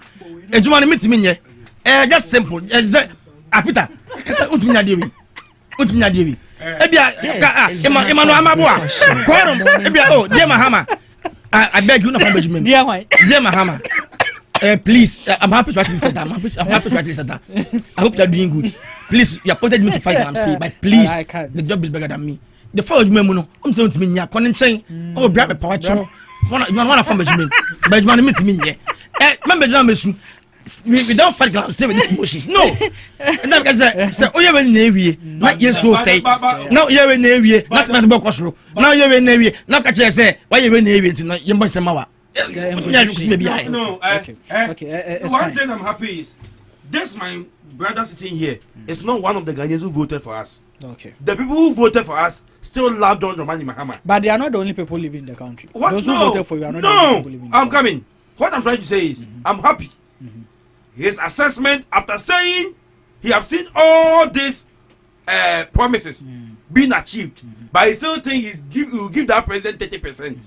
I'm happy he didn't vote for us. Okay. But those who voted for us, and even some of the MPP members, are now happy that they feel the attestation of the minority leader and the secretary yesterday at the what you call demonstration, saying we should not repeat what happened in the last regime. It's telling us that they really knew that what they did in the regime was barbaric. Okay, that's fine. That's fine. We are timed out. I'm just thanking John Dramani Mahama for bringing the list out of DCs and MCs in the Asante region. I'm hoping the assemblymen will go in. We have 2 minutes to address and vote very well for these DCs. Okay. Especially Frank Abodie, Offenso South Consider, and treat Peter, all citizens in Offenso to really vote for. So that means the last topic you are not going to speak on. Are you giving your last? Yeah. I don't know. So that your last, you are not going to speak. 2 minutes. Asafua. One of your injection or must strike it out. Yeah. But some we know for now. No. You know for now. So meaning at first you let me. I'm 2 minutes. Let me use the 2 minutes effectively. I also have my 2 minutes. Oh yeah, you have your 2 minutes. For now, even in Samu Sijimpu and a Yachina Boswa, said the judges there. For now, you know the president have instilled some fear in them. Okay. So one must see crown Yachina Boswa. Na one bedding. Right now they'll be insatiable. So you don't think that it was a constitutional exercise or a lawful exercise? For me, they studied it under the law and realized that it has no basis to stand. For me, it's like just I'm saying, I'm repeating again. The okay. president have instilled fear into our judges. Okay. For now, no, I say, well, CG, I boss, you're boss. You're boss say, you know. Then one can wedding. It's able to show them from now or John. Okay. Or John, I be a boko, boko. For now, we are there, everything for press conferences, now or chain. Say they will have their judges at the Supreme Court. Okay. Now, this is not. Now, I'm going to Sasham the film.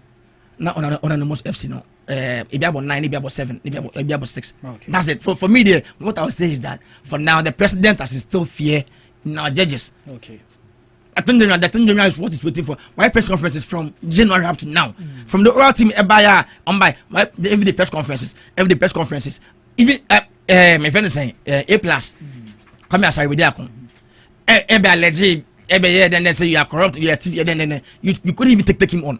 A press conference about that one. He took him on. And say A+ mom na be. A press conference. They be patch up. Na took him off. Kabia is a different character. Kabi say Kakafani court. He's an MP. Kabi say Kakafani court. Obi bet na afio say stay what do so you thief and corrupt. But A+ a be patch up. Why patch up because right now the electricity that was not. If I'm question no. The electricity that was not. Na oil allegation na CJ no oil allegation we and our train was agent abey press conference was no we had the June 1 year we had the 1 year and A+ patch up and no final say it's just a fear or intimidation, which is why the judges are just okay. I am okay. I'm happy today Ghana is working again. Okay. This same Godfred Odame, who was the Attorney General just 6 months ago. He's not Odame, he's Dame. Dame. Yeah. Just 6 months ago. Today was crying yesterday on television. I'm sorry for him. Emre Ninkaso. Okay. There was one lawyer who voted in favor of is it Kulendi or something like that. This Kulendi man was involved in the Japa case. I think it was his office or his house that the meeting of Odame took place. Okay. But he saw there was no merit in the case. Okay. The judges have spoken. Okay. If they think they have a case, they can go for appeal. All right. These same people 6 months ago, 7 months ago were telling us go to court. Okay. So I'm surprised today Afinyo can lead the demonstration. Whilst you know there is a court there. Okay. But always the truth will always prevail. All right. The truth will always prevail. This is where we'll be drawing our curtains for the show this morning. Thank you for joining us throughout. Last words, 30 seconds. For my final for my final words, I would say there's still this thing going on in the north. The FGM is still going on in the north. And then I'll plead with our members of parliament, especially the female MPs, that they should stand up and rise against this thing. Okay.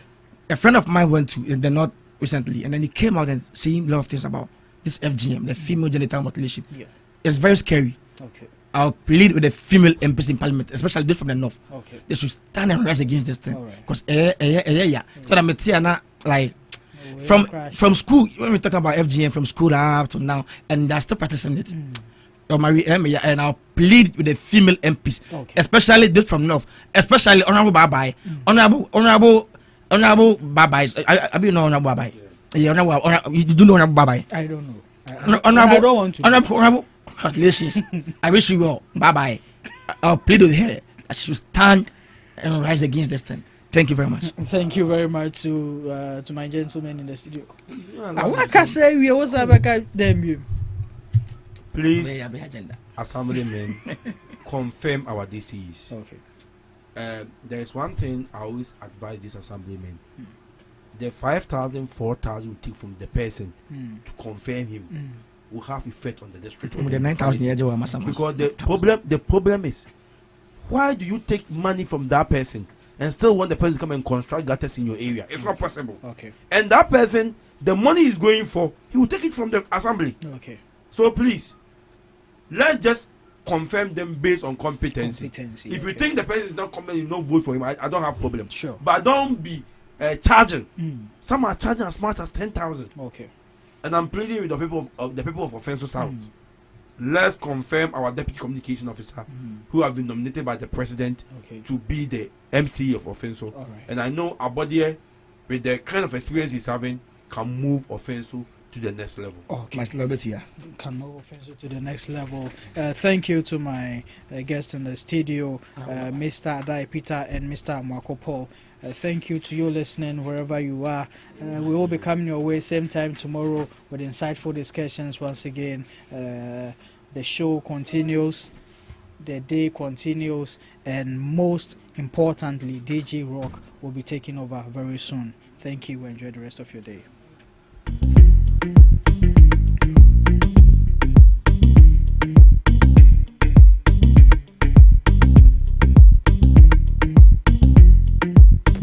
Are you ready to